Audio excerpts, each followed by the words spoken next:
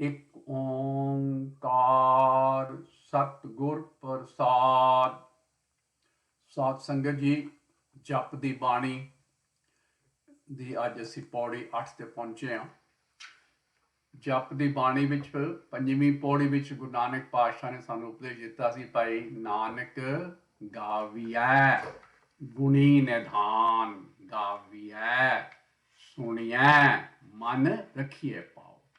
ਤੇ 6ਵੀਂ ਪੌੜੀ ਵਿੱਚ ਮਹਾਰਾਜ ਨੇ ਕਿਹਾ ਸੀ ਵੀ ਮੱਤ ਵਿੱਚ ਰਤਨ ਜਾਵਾਹਰ ਮਾਣਿਕ ਜੇ ਇੱਕ ਗੁਰ ਕੀ ਸਿੱਖ ਸੁਣੀ।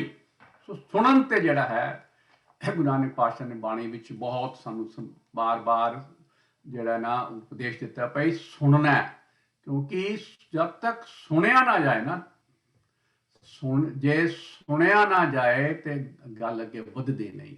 ਸੋ ਇਹ ਹੁਣ ਸੁਣਿਆ ਦੀ ਜਿਹੜੀਆਂ 4 ਪੌੜੀਆਂ ਨੇ ਨਾ, ਸੁਣਿਆ ਉਹਦੇ ਵਿੱਚ ਹੁਣ ਇਹਨੂੰ ਸਿਆਰੀ ਹੈ, ਸੁਣਿਆ।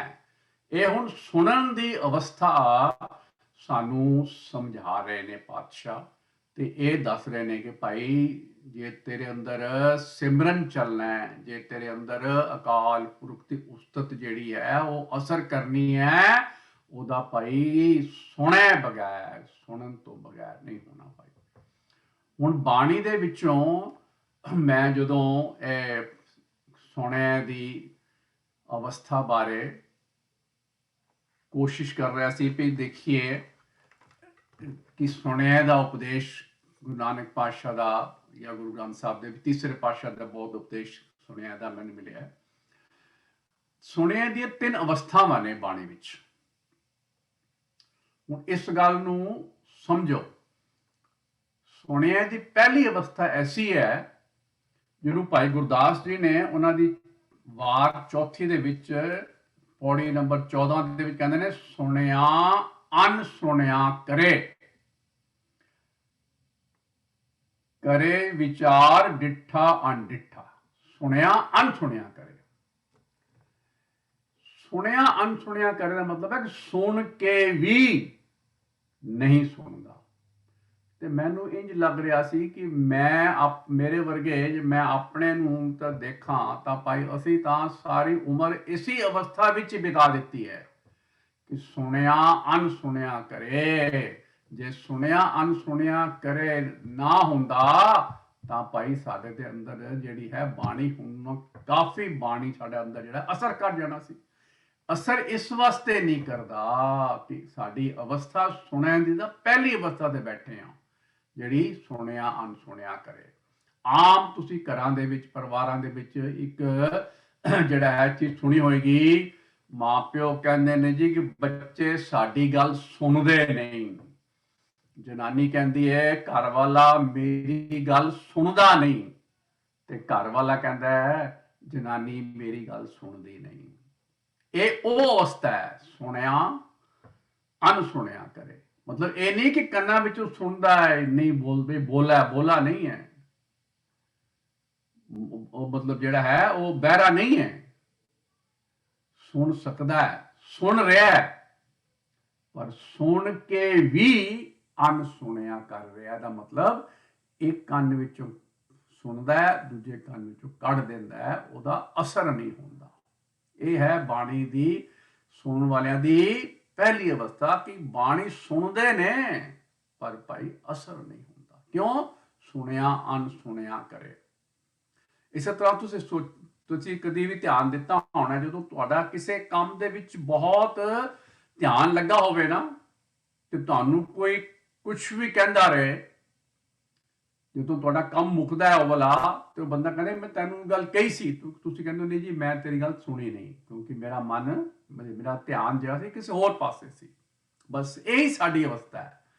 ਸਾਡਾ ਬਾਣੀ ਸੁਣਦਿਆਂ ਹੋਇਆਂ ਵੀ, ਨਾਮ ਜਪਦਿਆਂ ਹੋਇਆਂ ਵੀ, ਪੜ੍ਹਦਿਆਂ ਹੋਇਆਂ ਵੀ ਮਨ ਕਿਧਰੇ ਹੋਰ ਹੁੰਦਾ। ਇਸ ਕਰਕੇ ਸਾਡਾ ਸੁਣਿਆ ਅਨਸੁਣਿਆ ਹੋ ਜਾਂਦਾ। ਇੱਕ ਬਹੁਤ ਕਮਾਲ ਦੀ ਤੁਕ ਜਿਹੜੀ ਹੈ ਪਹਿਲੇ ਪਾਤਸ਼ਾਹ ਦੀ ਤੁਹਾਡੇ ਨਾਲ ਸਿਸਰੀ ਰਾਗ ਮਹਿਲਾ ਪਹਿਲਾ ਦੇ ਵਿੱਚ ਉਹ ਤੁਕ ਦਾ ਉਹ ਬਾਣੀ ਤੁਹਾਡੇ ਨਾਲ ਕੀਤੀ ਹੋਈ ਹੈ। ਇਹ ਅੰਗ ਹੈ ਭਾਈ ਸਿਰਾਗ ਮਹਿਲਾ ਪਹਿਲਾ, ਅੰਗ 24 ਤੇ ਸ਼ਬਦ 27ਵਾਂ ਹੈ। सुनो इस तुक नूं सुनो की कमाल दी तुक है। आखण सुनना पौन की बाणी ए मन रत्ता माया। आखण सुनना पौन की बाणी ए मन रत्ता माया। मन माया दे विच इतना मस्त होया होया है, इन्ना लुभाए मान होया होया है कि आखन सुनन जेड़ा ना पौन दी बाणी मतलब है हवा इधरों आई, इस कंन चों आई, दूजे कंन च निकल गई। हवा दा एक पाई झोंका आया, असर नहीं कर गया, पता ही नहीं लगा किधरों आई किधर किधर चली गई। ये है भाई अवस्था सुनिया अनसुनिया करे। आखण सुनन दोनों गल्लां कही ने। आखण सुनन पौन की बाणी ए मन रत्ता माया। जो तू आप भी आख रहा ना वो तू वो भी नहीं सुन रहा। कहते ना जी सिमरन की अवस्था शुरू ही ये होंगी है कि जो तू प्रभु का नाम जप रहा वो तेरे कान दे अंदर जाए और कान दे अंदर जाके तेरे हिरदे घर विच असर करे। पर जे पौन की बाणी है जो तुहाडे नाल शब्द कीता सी ते असीं उस वेले बहुत लंबा इस ते विचार कीता सी, मैनूं याद है। ਉਹਦੇ ਵਿੱਚ ਮਹਾਰਾਜ ਕੀ ਹੈ ਕਿ ਇਹ ਜਿਹੜਾ ਮਾਇਆ ਵੇੜਾ ਮਨ ਹੈ ਨਾ ਇਹ ਗੁਰੂ ਦੀ ਗੱਲ ਸੁਣਦਾ ਨਹੀਂ, ਮਾਇਆ ਵਿੱਚ ਮਸਤ ਹੋਇਆ ਹੋਇਆ, ਇਹਨੂੰ ਹੋਸ਼ ਨਹੀਂ ਹੁੰਦੀ ਕਿ ਕੀ ਗੁਰੂ ਜੀ ਕਹਿ ਰਹੇ ਨੇ, ਗੁਰੂ ਉਪਦੇਸ਼ ਕੀ ਦੇ ਰਹੇ ਨੇ। ਇਸ ਗੱਲ ਨੂੰ ਨਾ ਮਹਿਲਾ ਤੀਜਾ अंग 314 ते तीसरे पातशाह कह रहे माया धारी अत अन्ना बोला, शब्द ना सुनी बहु रोल कचोला। माया धारी अत अन्ना बोला। अन्ना मतलब ये नहीं कि अखा नहीं, अखा हैं, कन भी हैं, पर तावी अन्ना बोला गया क्योंकि शब्द ना सुने, सुनदा नहीं शब्द। क्यों नहीं सुनदा जी? कहते ने बहु रोल कचोला, माया दे रोलियां गोलियां विच इन्ना लुभाए मान होया पिया कि कान जेड़े ने ना वो शब्द गुरु दा उपदेश सुनदे ही नहीं, सुन के अनसुनिया करते हैं। सुनिया अनसुनिया करे वाली अवस्था है, सुनते ही नहीं। ਇਹਦਾ मतलब महाराज कह रहे ने भाई कि वो एक ਕੰਨ ਵਿੱਚੋਂ ਸੁਣ ਕੇ ਦੂਜੇ ਕੰਨ ਵਿੱਚੋਂ ਕੱਢ ਦਿੰਦੇ ਹਨ। ਭਾਵ ਉਹਨਾਂ ਨੂੰ ਗੁਰੂ ਦੇ ਬੋਲ ਅਸਰ ਨਹੀਂ ਕਰਦੇ, ਚੰਗੇ ਨਹੀਂ ਲੱਗਦੇ। ਗੁਰਾਂ ਦੇ ਬੋਲ ਨਾਲ, ਗੁਰੂ ਦੇ ਉਪਦੇਸ਼ ਨਾਲ ਉਹਨਾਂ ਦਾ ਪਿਆਰ ਨਹੀਂ। ਇਸ ਕਰਕੇ ਭਾਈ ਉਹਨਾਂ ਨੂੰ ਗੁਰੂ ਦੇ ਬੋਲ ਜਿਹੜੇ ਨੇ ਨਾ ਉਹਨਾਂ ਦੇ ਹਿਰਦੇ ਘਰ ਵਿੱਚ ਵਸਦੇ ਨਹੀਂ, ਕਿਉਂਕਿ ਕੰਨ ਸੁਣ ਕੇ ਅਣਸੁਣਿਆ ਕਰ ਰਿਹਾ ਹੈ। ਮਹਾਰਾਜ ਕਹਿੰਦੇ ਨੇ ਉਸ ਦੀ ਸੁਰਤ ਜਿਹੜੀ ਹੈ ਨਾ ਉਹ ਮਾਇਆ ਵਿੱਚ ਟਿਕੀ ਹੋਈ ਹੈ। ਜਿਸ ਕਰਕੇ ਉਹਨੂੰ ਉਸ ਅਕਾਲ ਪੁਰਖ ਦੇ ਉਪਦੇਸ਼ ਬਾਣੀ ਕਹਿੰਦੇ ਮਤ ਵਿੱਚ ਰਤਨ ਜਵਾਹਰ ਮਾਨਿਕ, ਜੇ ਇੱਕ ਗੁਰ ਕੀ ਸਿੱਖ ਸੁਣੀ, ਜੇ ਸੁਣੀ ਨਹੀਂ ਤਾਂ ਰਤਨ ਜਵਾਹਰ ਮਾਨਿਕ ਕਿਵੇਂ ਪੈਦਾ ਹੋਣਗੇ ਭਾਈ? ਨਹੀਂ ਹੋ ਸਕਦੇ। ਇਸ ਗੱਲ ਨੂੰ ਮਾਝ ਮਹਿਲਾ ਤੀਜਾ 111 ਅੰਗ ਵਿੱਚ ਤੀਸਰਾ ਪਾਤਸ਼ਾਹ ਕਹਿੰਦੇ ਨੇ ਮਾਇਆ ਮੋਹ ਹਰ ਚੇਤੇ ਨਾਹੀ, ਜਮਪੁਰ ਬੱਧਾ ਦੁੱਖ ਸਹਾਈ, ਅੰਨਾ ਬੋਲਾ ਕਿਛ ਨਦਰ ਨਾ ਆਵੈ, ਮਨਮੁਖ ਪਾਪ ਪਚਾਵਣਿਆ। ਪਾਪ ਵਿੱਚ ਪਚਿਆ ਹੋਇਆ, ਪਾਪ ਵਿੱਚ ਦੁਖੀ ਹੋ ਜਾ ਰਿਹਾ ਹੈ, ਗੱਲ ਸੁਣਦੀ ਨਹੀਂ। ਇਹ ਬੜਾ ਉਪਦੇਸ਼ ਜਿਹੜਾ ਨਾ ਬਹੁਤ ਗੁਰੂ ਨਾਨਕ ਪਾਤਸ਼ਾਹ ਦਾ ਇਹ ਉਪਦੇਸ਼ ਐਸਾ ਕਮਾਲ ਦਾ ਹੈ ਨਾ, ਇਹ ਜਿਹੜਾ ਸੁਣਿਆ ਅਣਸੁਣਿਆ ਕਰਨ ਦੀ ਜਿਹੜੀ ਅਵਸਥਾ ਨੂੰ ਬਿਲਕੁਲ ਜਿਹੜਾ ਹੈ ਸਾਨੂੰ ਸਪਸ਼ਟ ਕਰ ਦਿੰਦਾ। ਇਸੇ ਤਰ੍ਹਾਂ ਸੋਰਠ ਮਹਿਲਾ ਤੀਜਾ ਵਿੱਚ ਤੀਸਰੇ ਪਾਤਸ਼ਾਹ ਦਾ ਉਪਦੇਸ਼ ਹੈ 639 ਅੰਗ ਤੇ ਕਹਿੰਦੇ ਨੇ ਕਿੜੀ ਪਵੰਦੀ, ਕਿੜੀ ਪਵੰਦੀ ਮੁਹਾਇਓਨ ਭਾਈ, ਕਿੜੀ ਪਵੰਦੀ ਮੋਹਾਇਓਨ ਭਾਈ, ਵਿਖਿਆ ਨੋ ਲੋਭਾਏ। ਹੁਣ ਕਿੜੀ ਪਵੰਦੀ ਦਾ ਅਰਥ ਕੀ ਹੈ ਜੀ? ਆਵਾਜ਼ਾਂ ਸੁਣਾਈ ਦੇ ਰਹੀਆਂ ਨੇ, ਉਪਦੇਸ਼ ਦਿੱਤਾ ਜਾ ਰਿਹਾ ਹੈ, पर ਬੰਦਾ ਲੁੱਟਿਆ ਜਾ ਰਿਹਾ ਹੈ। ਮੁਹਾਇਓਨ ਆਪਣੀ ਸਵਾਸਾਂ ਦੀ ਪੂੰਜੀ ਨੂੰ ਵਿਅਰਥ ਗਵਾਈ ਜਾ ਰਿਹਾ ਹੈ। ਆਤਮਿਕ ਜੀਵਨ ਉਹਦਾ ਬਿਲਕੁਲ ਜਿਹੜਾ ਹੈ ਖਤਮ ਹੋਈ ਜਾ ਰਿਹਾ ਹੈ, ਲੁੱਟਿਆ ਜਾ ਰਿਹਾ ਹੈ। ਵਿਖਿਆ ਨੂੰ ਲੋਭਾਏ, ਵਿਖਿਆ ਦੇ ਵਿੱਚ ਜਿਹੜਾ ਨਾ ਇਹ ਲੋਭਾਇਮਾਨ ਹੋਇਆ ਪਿਆ, ਸੁਣਦਾ ਨਹੀਂ, ਸੁਣਿਆ ਅਣਸੁਣਿਆ ਕਰੇ। ਬਾਣੀ ਵਿੱਚ ਨਾ ਮਹਾਰਾਜ ਨੇ ਨਾਨਕ ਪਾਤਸ਼ਾਹ ਦੇ ਇੱਕ ਹੋਰ ਉਪਦੇਸ਼ ਹੈ। ਮਹਾਰਾਜ ਕਹਿੰਦੇ ਨੇ ਜਿਹੜਾ ਸੁਣ ਸੁਣ ਗੰਡਨ ਗੰਢੀਐ, ਲਿਖ ਪੜ ਬੁੱਝੇ ਭਾਰ। ਇਹ ਵੀ ਸਿਧਾਰਥ ਮਹਿਲਾ ਪਹਿਲਾ ਅੰਗ 20 ਤੇ ਹੈ। ਭਈ ਜਿਹੜੇ ਸੁਣ ਕੇ ਨਾ ਮਾਇਆ ਦੇ ਰੋਲ ਘਚੋਲੇ ਵਿੱਚ, ਮਾਇਆ ਦੇ ਗੰਡਨ ਦੇ ਵਿੱਚ ਹੀ ਲੱਗਾ ਰਹਿੰਦਾ ਹੈ। ਉਹਨੂੰ ਹੋਰ ਕੋਈ ਗੱਲ ਸੁਣਦੀ ਨਹੀਂ, ਸਮਝਦੀ ਨਹੀਂ, ਤੇ ਬਾਹਰੋਂ ਦਿਖਾਉਣ ਵਾਸਤੇ ਜ਼ਰੂਰ ਬੜਾ ਕਹਿੰਦਾ ਮੈਂ ਸੁਣ ਰਿਹਾ। ਸ਼ੋ ਆਪਣੇ ਆਪ ਨੂੰ ਗੁਰਦੁਆਰੇ ਜਾਓ ਨਾ, ਕਈ ਸੰਗਤ ਨੂੰ ਦੇਖਿਆ ਹੋਣਾ ਬਹੁਤ ਝੂਮ ਰਹੀ ਹੁੰਦੀ ਹੈ। ਕਮਾਲ ਲੱਗਦਾ ਕਿ ਜਿਵੇਂ ਹਰ ਗੁਰੂ ਦੀ ਇੱਕ ਜਿਹੜਾ ਉਪਦੇਸ਼ ਹੈ ਇਹਨਾਂ ਦੇ ਹਿਰਦੇ ਘਰ ਨਾ ਬਿਲਕੁਲ ਵਸ ਰਿਹਾ। ਮਾਫ ਕਰਨਾ, ਜੇ ਉਹਨਾਂ ਨੂੰ 10 ਮਿੰਟ ਬਾਅਦ ਮਿਲੋ ਨਾ ਤੇ ਕਦੀ ਇਹ ਪੁੱਛ ਲੈਣਾ ਹੱਥ ਜੋੜ ਕੇ ਕਿ ਸਾਹਿਬ ਮਾਫ ਕਰਨਾ, ਮੈਂ ਤੁਸੀਂ ਬਹੁਤ ਪਿਆਰ ਨਾਲ ਬਾਣੀ ਸੁਣ, ਦੱਸੋ ਸ਼ਬਦ ਕਿਹੜਾ ਚੱਲ ਰਿਹਾ ਸੀ? 10 ਵਿੱਚੋਂ 7 ਜਾਂ 8 ਬੰਦੇ ਉਹ ਸ਼ਬਦ ਨਹੀਂ ਯਾਦ। ਇਹਨੂੰ ਕਹਿੰਦੇ ਨੇ ਕੰਨ ਰਸ। ਉਸ ਕੰਨ ਰਸ ਨੂੰ ਸਮਝਾਇਆ ਸਾਨੂੰ 122 ਅੰਗ ਤੇ ਜਿਹੜਾ ਹੈ ਉਪਦੇਸ਼ ਹੈ। ਇਹ ਵੀ ਗਈ ਜਿਹੜਾ ਹੈ ਉਪਦੇਸ਼ ਤੀਸਰੇ ਪਾਤਸ਼ਾਹ ਦਾ ਹੈ, ਮਾਝ ਮਹਿਲਾ ਤੀਜਾ। ਬਹੁਤ ਤਾਲ ਪੂਰੇ ਵਾਜੇ ਵਾਜਾਏ। ਬਹੁਤ ਸੋਹਣਾ ਤਬਲਾ ਵੱਜ ਰਿਹਾ ਹੈ, ਬਹੁਤ ਸੋਹਣਾ ਨਾਦ ਵੱਜ ਰਿਹਾ, ਵਾਜਾ ਵੱਜ ਰਿਹਾ, ਮਿਊਜ਼ਿਕ ਕੀਰਤਨ ਬਹੁਤ ਸੋਹਣਾ ਹੋ ਰਿਹਾ ਹੈ। ਨਾ ਕੋ ਸੁਣੇ ਨਾ ਮਨ ਵਸਾਏ। ਨਾ ਕੋ ਸੁਣੇ ਜੀ, ਅਸੀਂ ਤਾਂ ਬੜੇ ਧਿਆਨ ਨਾਲ ਸੁਣ ਰਹੇ ਸੀ ਜੀ, ਸਾਨੂੰ ਤਾਂ ਬੜਾ ਸਵਾਦ ਆ ਰਿਹਾ ਸੀ ਜੀ, ਬੜਾ ਸੋਹਣਾ ਜਿਹੜਾ ਹੈ ਭਾਈ ਸਾਹਿਬ ਨੇ ਜਿਹੜਾ ਹੈ ਉਹ ਵਾਜਾ ਵਜਾ ਰਹੇ ਸਨ, ਬੜਾ ਸੋਹਣਾ ਤਬਲਾ ਵਜਾ ਰਹੇ ਸਨ। ਭਾਈ ਠੀਕ ਹੈ, ਪਰ ਤੂੰ ਸੁਣਿਆ ਕੁਛ? ਕੀ ਉਪਦੇਸ਼ ਤੇਰੇ ਹਿਰਦੇ ਘਰ ਚ ਗਿਆ? ਕੀ ਉਪਦੇਸ਼ ਗੁਰੂ ਨਾਨਕ ਪਾਤਸ਼ਾਹ ਦੱਸ ਰਹੇ ਸਨ? ਗੁਰੂ ਗ੍ਰੰਥ ਸਾਹਿਬ ਦਾ ਕਿਹੜਾ ਸ਼ਬਦ ਚੱਲ ਰਿਹਾ ਸੀ? ਕੀ ਉਸ ਸ਼ਬਦ ਦਾ ਤੇਰੇ ਅੰਦਰ ਅਸਰ ਹੋਇਆ? ਤੀਸਰੇ ਪਾਤਸ਼ਾਹ ਕਹਿੰਦੇ ਨੇ ਨਾ ਕੋ ਸੁਣੇ ਨਾ ਮਨ ਵਸਾਏ। ਇਹ ਹੈ ਭਾਈ ਸੁਣਿਆ ਅਣਸੁਣਿਆ ਕਰਨਾ। ਇਹਦੀਆਂ ਜਿਹੜਾ ਹਿਸਾਬ ਕਿਤਾਬ ਹੈ ਨਾ, ਇਹਦੇ ਵਿੱਚ ਅਸੀਂ ਬਹੁਤਾਤ ਦੇ ਵਿੱਚ ਲੱਗੇ ਹੋਏ ਹਾਂ। ਮੈਂ ਤੁਹਾਨੂੰ ਇਹ ਨਾ ਸਮਝਣਾ ਕਿ ਬਹੁਤ ਥੋੜੇ ਬੰਦੇ ਇਹਦੇ ਵਿੱਚ ਨੇ। ਕਹਿੰਦੇ ਨਾ ਜੀ ਅਸਰ ਨਹੀਂ ਹੋ ਰਿਹਾ, ਬਾਣੀ ਅਸਰ ਨਹੀਂ ਕਰ ਰਹੀ। ਉਹ ਤਾਂ ਇੱਕ ਸਭ ਤੋਂ ਵੱਡਾ ਜਿਹੜਾ ਰੀਜ਼ਨ ਹੈ ਨਾ, ਸੁਣਿਆ ਅਣਸੁਣਿਆ ਕਰੇ।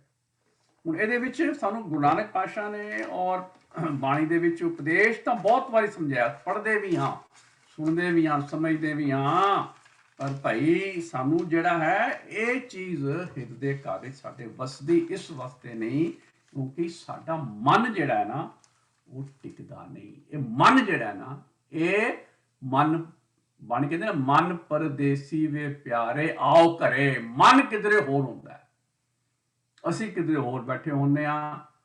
ਕੰਨ ਵਿੱਚ ਮਿਊਜ਼ਿਕ ਜਾ ਰਿਹਾ ਹੈ, ਟਿਊਨ ਜਾ ਰਹੀ ਹੈ, ਸਭ ਕੁਝ ਜਾ ਰਿਹਾ ਹੈ, ਪਰ ਮਤ ਜਿਹੜੀ ਹੈ ਨਾ ਉਹਨੂੰ ਕੁਝ ਸਮਝ ਨਹੀਂ ਆ ਰਹੀ। ਬੁੱਧੀ ਨੂੰ ਪਤਾ ਹੀ ਨਹੀਂ ਲੱਗ ਰਿਹਾ ਕਿ ਕੀ ਉਪਦੇਸ਼ ਚੱਲ ਰਿਹਾ। ਉਸ ਵਾਸਤੇ ਮਹਾਰਾਜ ਨੇ ਕਿਹਾ ਭਾਈ, ਉਹਨੂੰ ਕਹਿੰਦੇ ਨੇ ਪੇਖਤ ਚਾਖਤ ਕਈਅਤ ਅੰਧਾ, ਸੁਨੀਅਤ ਸੁਨੀਏ ਨਾਹੀ। ਪ੍ਰਤੱਖ ਬਿਲਕੁਲ ਕਿਹਾ। ਇਹ ਵੀ ਪੰਚਮ ਪਾਤਸ਼ਾਹ ਦਾ ਉਪਦੇਸ਼ ਹੈ, ਸੂਈ ਮਹਿਲਾ ਪੰਜਵਾਂ 741 ਅੰਗ ਤੇ। ਪੇਖਤ ਚਾਖਤ ਕਈਅਤ ਅੰਧਾ, ਸੁਨੀਅਤ ਸੁਨੀਏ ਨਾਹੀ। ਨਹੀਂ ਸੁਣਦਾ ਭਾਈ। ਤੇ ਜੇ ਸੁਣਦਾ ਤੇ ਕੀ ਸੁਣਦਾ? ਹਮੇਸ਼ਾ ਸਾਕਤ ਗੀਤ ਨਾਦ ਜਿਹੜਾ ਹੈ ਉਹ ਚੀਜ਼ਾਂ ਉਹਨੂੰ ਬੜੀਆਂ ਪਸੰਦ ਆਉਂਦੀਆਂ ਨੇ। ਬਾਣੀ ਦੇ ਵਿੱਚ ਵਡਹੰਸ ਮਹਿਲਾ ਪੰਜਵਾਂ ਵਿੱਚ 578 ਅੰਗ ਤੇ ਗੁਰੂ ਪੰਚਮ ਪਾਤਸ਼ਾਹ ਆਪ ਅਰਦਾਸ ਕਰ ਰਹੇ ਨੇ ਭਾਈ। ਕੀ ਕਹਿੰਦੇ ਨੇ ਭਾਈ, ਕਿਆ ਸੁਣੇਂਦੋ ਕੂੜ। ਸਾਨੂੰ ਉਪਦੇਸ਼ ਕਰ ਰਹੇ ਨੇ, ਓਏ ਮਨਮੁਖਾ, ਓਏ ਮਾਇਆ ਵੇੜੇ ਬੰਦੇ ਤੂੰ ਕੀ ਸੁਣਦਾ ਪਿਆ? ਕੂੜ ਕਰੇ ਨੇ ਕਿਆ ਸੁਣੇਂਦੋ ਕੂੜ ਵੰਜਨ ਪਵਨ ਝੁਲਾ ਰਿਹਾ। ਇਹਨਾਂ ਕੂੜ ਦੇ ਉਪਦੇਸ਼ਾਂ ਨਾਲ, ਕੂੜ ਦੀਆਂ ਗੱਲਾਂ ਨਾਲ, ਕੂੜ ਦੇ ਗਾਵਣ ਨਾਲ ਤੇਰੇ ਅੰਦਰ ਕੋਈ ਫਾਇਦਾ ਨਹੀਂ, ਤੈਨੂੰ ਆਤਮਕ ਫਾਇਦਾ ਨਹੀਂ ਹੋਣਾ ਇਹਨਾਂ ਨਾਲ। ਇਹ ਤੈਨੂੰ ਬਲਕਿ ਹੋਰ ਮਾਇਆ ਵਿੱਚ ਉਲਝਾ ਰਹੇ ਨੇ। ਤੇ ਮਹਾਰਾਜ ਕਹਿੰਦੇ ਨੇ ਨਾਨਕ ਸੁਣੀਅਰ ਤੇ ਪ੍ਰਵਾਨ। ਉਹ ਗੁਰਸਿੱਖਾ, ਉਹ ਕੰਨ ਪ੍ਰਵਾਨ ਨੇ ਜੋ ਸੁਣੇਂਦੇ ਸੱਚ ਧਣੀ। ਇੱਕੋ ਬਸ ਅਕਾਲ ਪੁਰਖ ਵਾਹਿਗੁਰੂ ਦੀ ਜਿਨ੍ਹਾਂ ਨੇ ਸਿੱਖਿਆ ਸੁਣੀ ਹੈ ਨਾ, ਗੁਰੂ ਦੀ ਸਿੱਖਿਆ ਸੁਣੀ ਹੈ ਜਿਨ੍ਹਾਂ ਨੇ, ਐਸੀ ਸੁਣੀ ਜਿਵੇਂ ਅਸਰ ਹੋ ਗਿਆ, ਉਹੀ ਜਿਹੜੇ ਨੇ ਨਾ, ਜਿਹੜੇ ਕੰਨ ਨੇ ਪ੍ਰਵਾਨ ਨੇ, ਨਹੀਂ ਤਾਂ ਕੰਨ ਵਿਅਰਥ ਨੇ। ਜਿਹੜੇ ਸੁਣੇਂਦੋ ਕੂੜ, ਇਹੀ ਗੱਲ ਮਹਾਰਾਜ ਨੇ ਸਾਨੂੰ ਕਹੀ ਹੈ ਬਿਲਾਵਲ ਮਹਿਲਾ ਪੰਜਵਾਂ ਵਿੱਚ 820 ਅੰਗ ਤੇ। ਮੇਰੇ ਮੋਹਨ ਆਪਣੇ ਅਕਾਲ ਪੁਰਖ ਨੂੰ ਪੰਚਮ ਪਾਤਸ਼ਾਹ ਅਰਦਾਸ ਕਰ ਰਹੇ ਨੇ, ਮੇਰੇ ਮੋਹਨ ਸਰਵਣੀ ਇਹ ਨਾ ਸੁਣਾਏ, ਮੈਨੂੰ ਇਹ ਚੀਜ਼ ਮੇਰੇ ਕੰਨ 'ਚ ਕਦੀ ਨਾ ਸੁਣਾਈ। ਕੀ ਜੀ? ਸਾਕਤ ਗੀਤ ਨਾਦ ਤੁਨ ਗਾਵਤ ਬੋਲਤ ਬੋਲ ਅਜਾਏ। ਭਾਈ ਜਿਹੜੇ ਅੱਜ ਕੱਲ ਦੇ ਗੀਤ ਨੇ ਨਾ, ਭਾਵੇਂ ਪੰਜਾਬੀ ਦੇ ਨੇ, ਭਾਵੇਂ ਹਿੰਦੀ ਦੇ ਨੇ, ਹੁਣ ਤਾਂ ਭਾਵੇਂ ਇੱਥੇ ਦੇ ਜੋ ਵੀ ਹੈ, ਉਹਨਾਂ ਗੀਤਾਂ ਦੇ ਵਿੱਚ ਸਿਰਫ ਤੇ ਸਿਰਫ ਇਹੀ ਹੈ, ਸਾਕਤ ਗੀਤ ਨਾਦ ਤੁਨ ਗਾਵਤ ਬੋਲਤ ਬੋਲ ਅਜਾਏ। ਉਹਨਾਂ ਦੇ ਬੋਲ ਬਿਲਕੁਲ ਅਜਾਈ ਨੇ, ਵਿਅਰਥ ਨੇ, ਤੈਨੂੰ ਨੁਕਸਾਨ ਕਰਨਗੇ, ਲਾਹਾ ਨਹੀਂ ਕਦੀ ਕਰਨਗੇ ਭਾਈ। ਤੇ ਭਾਈ ਇਸ ਕਰਕੇ ਕਿਹਾ ਹੈ, ਜਹਾਂ ਸਰਵਨ ਹਰ ਕਥਾ ਨਾ ਸੁਣੀਏ ਤਾਂ ਮਹਾ ਭਿਆਨ ਉਦਿਆਨੰਦ। ਜੰਗਲ ਜੋ ਹੁੰਦਾ, ਜਿਵੇਂ ਜੰਗਲ ਬਿਆਬਾਨ ਵਿੱਚ ਤੁਸੀਂ, ਮਤਲਬ ਤੁਹਾਡੇ ਹਿਰਦੇ ਘਰ ਦੇ ਵਿੱਚ ਜਿਹੜਾ ਹੈ, ਜੇ ਤੁਸੀਂ ਸਾਕਤ ਗੀਤ ਸੁਣ ਰਹੇ ਹੋ, ਹਰ ਦੀ ਕਥਾ ਸੁਣ ਕੇ ਜੋ ਵੀ ਸੁਣ ਰਹੇ ਹੋ, ਵਿਅਰਥ ਗੱਲਾਂ ਨੇ। ਇਹ ਉਪਦੇਸ਼ ਹੈ ਸਾਰੰਗ ਮਹਿਲਾ ਪੰਜਵਾਂ 1204 ਅੰਗ ਦੇ ਵਿੱਚ। ਤੇ ਭਾਈ ਕੇਦਾਰਾ ਮਹਿਲਾ ਪੰਜਵਾਂ ਵਿੱਚ 1121 ਅੰਗ ਤੇ ਕਿਹਾ ਹੈ, ਹਰ ਕੇ ਨਾਮ ਬਿਨ ਧ੍ਰਿਗ ਸਰੋਤ। ਕੰਨ ਜਿਹੜੇ ਨੇ ਉਹ ਵਿਅਰਥ ਨੇ। ਜੋ ਪਹਿਲੇ ਦੱਸਿਆ ਸੀ ਨਾ ਕਿ ਜੇ ਤੂੰ ਇਹ ਸਾਕਤ ਗੀਤ ਸੁਣ ਰਿਹਾ ਤੇ ਤੇਰੇ ਕੰਨ ਪ੍ਰਵਾਨ ਨਹੀਂ, ਇੱਥੇ ਵੀ ਬਿਲਕੁਲ ਉਹੀ ਕਿਹਾ, ਹਰ ਕੇ ਨਾਮ ਬਿਨ ਧ੍ਰਿਗ ਸਰੋਤ। ਕੰਨ ਜਿਹੜੇ ਨੇ ਉਹ ਤੈਨੂੰ, ਜਿਹੜਾ ਕੰਨ ਜਿਸ ਵਾਸਤੇ ਤੈਨੂੰ ਲੱਗੇ ਸਨ ਨਾ, ਤੈਨੂੰ ਕੰਨ, ਉਹ ਕੰਮ ਨਹੀਂ ਕਰ ਰਹੇ। ਇਹੀ ਹੁਣ ਉਪਦੇਸ਼ ਅਸੀਂ ਜਿਹੜਾ ਹੈ, ਸਾਨੂੰ ਮਾਝਵਾਰ ਦੇ ਵਿੱਚ ਅਸੀਂ ਇੱਕ ਉਪਦੇਸ਼ ਪੜ੍ਹਿਆ ਸੀ, ਉਹਦੇ ਵਿੱਚ ਦੂਸਰੇ ਪਾਤਸ਼ਾਹ ਦਾ ਇਹ ਸ਼ਲੋਕ ਹੈ, ਮਹਿਲਾ ਦੂਜਾ 147 ਅੰਗ ਤੇ। ਉੱਥੇ ਦੂਸਰੇ ਪਾਤਸ਼ਾਹ ਨੇ ਸਾਨੂੰ ਸਮਝਾਇਆ ਬਈ ਕਿ ਇਹ ਜਿਹੜੇ ਕੰਨ ਨੇ ਨਾ, ਜਾਂ ਜਿਹੜੇ ਸਾਡੀਆਂ ਇੰਦਰੀਆਂ ਨੇ, ਇਹ ਕਿਉਂ ਜਿਹੜੀਆਂ ਨੇ ਪਰੇਸ਼ਾਨ ਨੇ। ਕਹਿੰਦੇ ਨੇ ਦੂਸਰਾ ਪਾਤਸ਼ਾਹ ਦਾ ਮਹਿਲਾ ਦੂਜਾ ਦਾ ਸ਼ਲੋਕ ਹੈ, ਦੂਸਰੇ ਪਾਤਸ਼ਾਹ ਦਾ 147 ਅੰਗ ਤੇ, ਆਖਣ ਆਖ ਨਾ ਰੱਜਿਆ ਸੁਣਨ ਨਾ ਰੱਜੇ ਕੰਨ, ਅੱਖੀ ਦੇਖ ਨਾ ਰੱਜੀਆਂ ਗੁਣ ਗਾਹਕ ਇੱਕ ਵਨ, ਭੁੱਖਿਆਂ ਭੁੱਖ ਨਾ ਉਤਰੈ ਗੱਲੀ ਭੁੱਖ ਨਾ ਜਾਏ। ਨਾਨਕ ਭੁੱਖਾ ਤਾਂ ਰਜੇ ਜਾਂ ਗੁਣ ਕਹਿ ਗੁਣੀ ਸਮਾਏ। ਇਹ ਹੁਣ ਰਜਣਾ ਖਾਣ ਪੀਣ ਵਾਲਾ ਨਹੀਂ ਹੈ, ਇਹ ਹੈ ਭਾਈ ਆਤਮਕ ਆਨੰਦ। ਕਹਿੰਦੇ ਨੇ ਕਿਉਂ ਬੰਦਾ ਜਿਹੜਾ ਹੈ ਉਹ ਦੁਖੀ ਹੈ ਆਤਮਕ ਆਨੰਦ ਵਿੱਚ ਨਹੀਂ, ਕਿਉਂਕਿ ਇਹ ਜਿੰਨੇ ਸਾਡੇ ਇੰਦਰੇ ਨੇ ਨਾ ਸਾਰੇ, ਇਹ ਕੀ ਕਰਦੇ ਪਏ ਨੇ, ਇਹ ਸਾਰੀਆਂ ਇੰਦਰੀਆਂ ਦਾ ਨਾ ਦੱਸਿਆ ਨਾ, ਗੁਣ ਗਾਹਕ ਇੱਕ ਵਨ। ਸਾਰੀਆਂ ਇੰਦਰੀਆਂ ਦੀ ਇੱਕ ਜਿਹੜੀ ਵਿਸ਼ੇਸ਼ਤਾ ਹੈ ਉਹ ਕੀ ਹੈ ਕਿ ਉਹ ਕਦੀ ਤ੍ਰਿਪਤ ਨਹੀਂ ਹੁੰਦੀਆਂ। ਅੱਖਾਂ ਤ੍ਰਿਪਤ ਨਹੀਂ ਹੋ ਰਹੀਆਂ ਕਿਉਂਕਿ ਉਹ ਕੀ ਦੇਖ ਰਹੀਆਂ ਨੇ, ਕੂੜ ਦੇਖ ਰਹੀਆਂ ਨੇ, ਰੂਪ ਦੇਖ ਰਹੀਆਂ ਨੇ, ਪਰਾਇਆ ਤਨ ਪਰਾਈ ਮਾਇਆ, ਪਰਾਈ ਚਮਕ ਦਮਕ ਦੇਖ ਰਹੀਆਂ ਨੇ, ਕਦੀ ਵੀ ਜਿਹੜੀਆਂ ਸੰਤੁਸ਼ਟ ਨਹੀਂ ਹੁੰਦੀਆਂ। ਕੰਨ ਜਿਹੜੇ ਨੇ ਉਹ ਦੱਸਿਆ ਸਾਕਤ ਗੀਤ ਅਜਾਈ ਫਾਲਤੂ ਦੀ। ਦੂਸਰੀ ਗੱਲ, ਸਾਡੇ ਕੰਨ ਸਭ ਤੋਂ ਵੱਧ ਜਿਹੜੇ ਨੇ ਨਾ ਖੁਸ਼ ਹੁੰਦੇ ਨੇ ਕਿਸੇ ਦੀ ਜਿਹੜੀ ਹੈ ਉਹ ਤੁਸੀਂ ਬੁਰਾਈ ਕਰਨੀ ਸ਼ੁਰੂ ਕਰ ਦਿਓ, ਕਿਸੇ ਦੀ ਤੁਸੀਂ ਹੈ ਜਿਹੜਾ ਉਹਨੂੰ ਉਹਦੇ ਜਿਹੜਾ ਨਾ, ਹਰ ਬੰਦੇ ਦੇ ਵਿੱਚ ਪੋਜ਼ਿਟਿਵ ਵੀ ਹੈ ਨੈਗੇਟਿਵ ਵਿੱਚ ਹੀ ਹੈ, ਕੋਈ ਬੰਦਾ ਪਰਫੈਕਟ ਨਹੀਂ ਹੈ, ਕਿਸੇ ਵਿੱਚ ਗੁਣ ਨੇ ਅਵਗੁਣ ਨੇ, ਪਰ ਅਸੀਂ ਸਾਡੇ ਕੰਨ ਹਮੇਸ਼ਾ ਦੂਜੇ ਦੇ ਅਵਗੁਣਾਂ ਨੂੰ ਸੁਣ ਕੇ ਉਹਨਾਂ ਨੂੰ ਵਧਾ ਚੜ੍ਹਾ ਕੇ ਗੱਲਾਂ ਕਰਦੇ ਨੇ। ਇਹਨੂੰ ਕਹਿੰਦੇ ਨੇ ਅਪਕੀਰਤ ਕਹਿਣਾ, ਇਹਨੂੰ ਕਹਿੰਦੇ ਨੇ ਭਾਈ ਚੁਗਲਖੋਰ ਹੋਣਾ, ਇਹਨੂੰ ਕਹਿੰਦੇ ਨੇ ਭਾਈ ਪਾਪ ਕਰਨਾ, ਇਹਨੂੰ ਪਾਪ ਦੱਸਿਆ ਹੈ। ਇਸ ਕਰਕੇ ਕਦੀ ਰੱਜਦੇ ਨਹੀਂ ਸੁਣ ਕੇ, ਕਿਉਂਕਿ ਸੁਣਨਾ ਹੀ ਕੂੜ ਹੈ। ਇਸ ਤਰ੍ਹਾਂ ਮਹਾਰਾਜ ਨੇ ਕਿਹਾ ਅੱਖੀ ਦੇਖਦਾ ਰੱਜੀਆਂ, ਪਰ ਧੰਨ ਪਾਸਾ ਉੱਤੇ ਜਿਹੜਾ ਬੋਲ ਜਿਹੜੇ ਨੇ ਉਹ ਸਾਰੇ ਅਸੀਂ ਕੁਬੋਲ ਬੋਲਦੇ ਹਾਂ, ਝੂਠ ਬੋਲਦੇ ਹਾਂ, ਸੱਚ ਤੇ ਬੋਲਦੇ ਹੀ ਨਹੀਂ ਕਦੀ। ਜਿਹੜਾ ਸੱਚ ਝੂਠ ਬੋਲਣ ਨਾਲ ਕਦੀ ਜਿਹੜਾ ਹੈ ਉਹ ਤੁਹਾਡਾ ਜਿਹੜਾ ਜੀਭ ਹੈ ਉਹ ਕਦੀ ਰੱਜ ਸਕਦੀ ਨਹੀਂ, ਕਿਉਂਕਿ ਝੂਠ ਬੋਲ ਕੇ ਤਾਂ ਦੁਨੀਆ ਅੱਗੇ ਵੱਧ ਰਹੀ ਹੈ। ਸੋ ਇਹ ਹੁਣ ਕਹਿੰਦੇ ਸਾਰੀਆਂ ਇੰਦਰੀਆਂ ਦਾ ਇੱਕ ਉਹਨਾਂ ਦੀ ਬੜੀ ਭੈੜ ਹੈ ਕਿ ਕਦੀ ਰੱਜਦੀਆਂ ਨਹੀਂ, ਕਿਉਂਕਿ ਉਹ ਹਮੇਸ਼ਾ ਕੂੜ ਵਿੱਚ ਲੁਭਾਏਮਾਨ ਹੋਈਆਂ ਨੇ। ਮਹਾਰਾਜ ਨੇ ਕਿਹਾ ਭੁੱਖਾ ਤਾਂ ਰਜੇ, ਭੁੱਖਾ ਤਾਂ ਰਜੇ ਜਾ ਗੁਣ ਕਹਿ ਗੁਣੀ ਸਮਾਏ। ਜੋ ਸੁਣਿਆ ਦੀ ਅੱਜ 4 ਪੌੜੀਆਂ ਦੇ ਸ਼ੁਰੂ ਕੀਤੀਆਂ ਨਾ ਗੁਰੂ ਨਾਨਕ ਪਾਤਸ਼ਾਹ ਨੇ 8 ਤੋਂ ਲੈ ਕੇ 11 ਤੱਕ, ਉੱਥੇ ਹੀ ਉਹੀ ਗੱਲਾਂ ਜੋ ਪਹਿਲਾਂ ਦੱਸਿਆ ਨਾ, ਜਿਹੜਾ ਮਨ ਸਿੱਖਿਆ ਸੁਣਨੀ ਹੈ, ਜੇ ਉਹ ਸੁਣ ਲੈ ਤਾਂ ਗੁਣ ਕਹਿ ਗੁਣੀ ਸਮਾਏ, ਤਾਂ ਭਾਈ ਲਾਭ ਹੈ, ਨਹੀਂ ਤਾਂ ਭਾਈ ਇਹ ਜਿਹੜਾ ਹੈ ਨਾ ਸਾਨੂੰ ਸਿਰਫ ਤੇ ਸਿਰਫ ਜਿਹੜਾ ਹੈ ਪਰੇਸ਼ਾਨ ਹੋਣ ਕਰਦੇ ਨੇ, ਹੋਰ ਪਾਪ ਵਧਾਉਂਦੇ ਨੇ, ਸਾਨੂੰ ਪਾਪ ਕਰਦੇ ਨੇ। ਬਾਣੀ ਜੇ ਫੁਨ ਹੈ ਮਹਿਲਾ 5ਵਾਂ 1362 ਅੰਕ ਤੇ ਹੈ, ਨੈਣ ਨਾ ਦੇਖੇ ਸਾਧ ਸੇ ਨੈਣ ਬਿਹਾਲਿਆ, ਕਰਨ ਨਾ ਸੁਨ ਹੀ ਨਾਦ ਕਰਨ ਮੁੰਦ ਕਾਲਿਆ।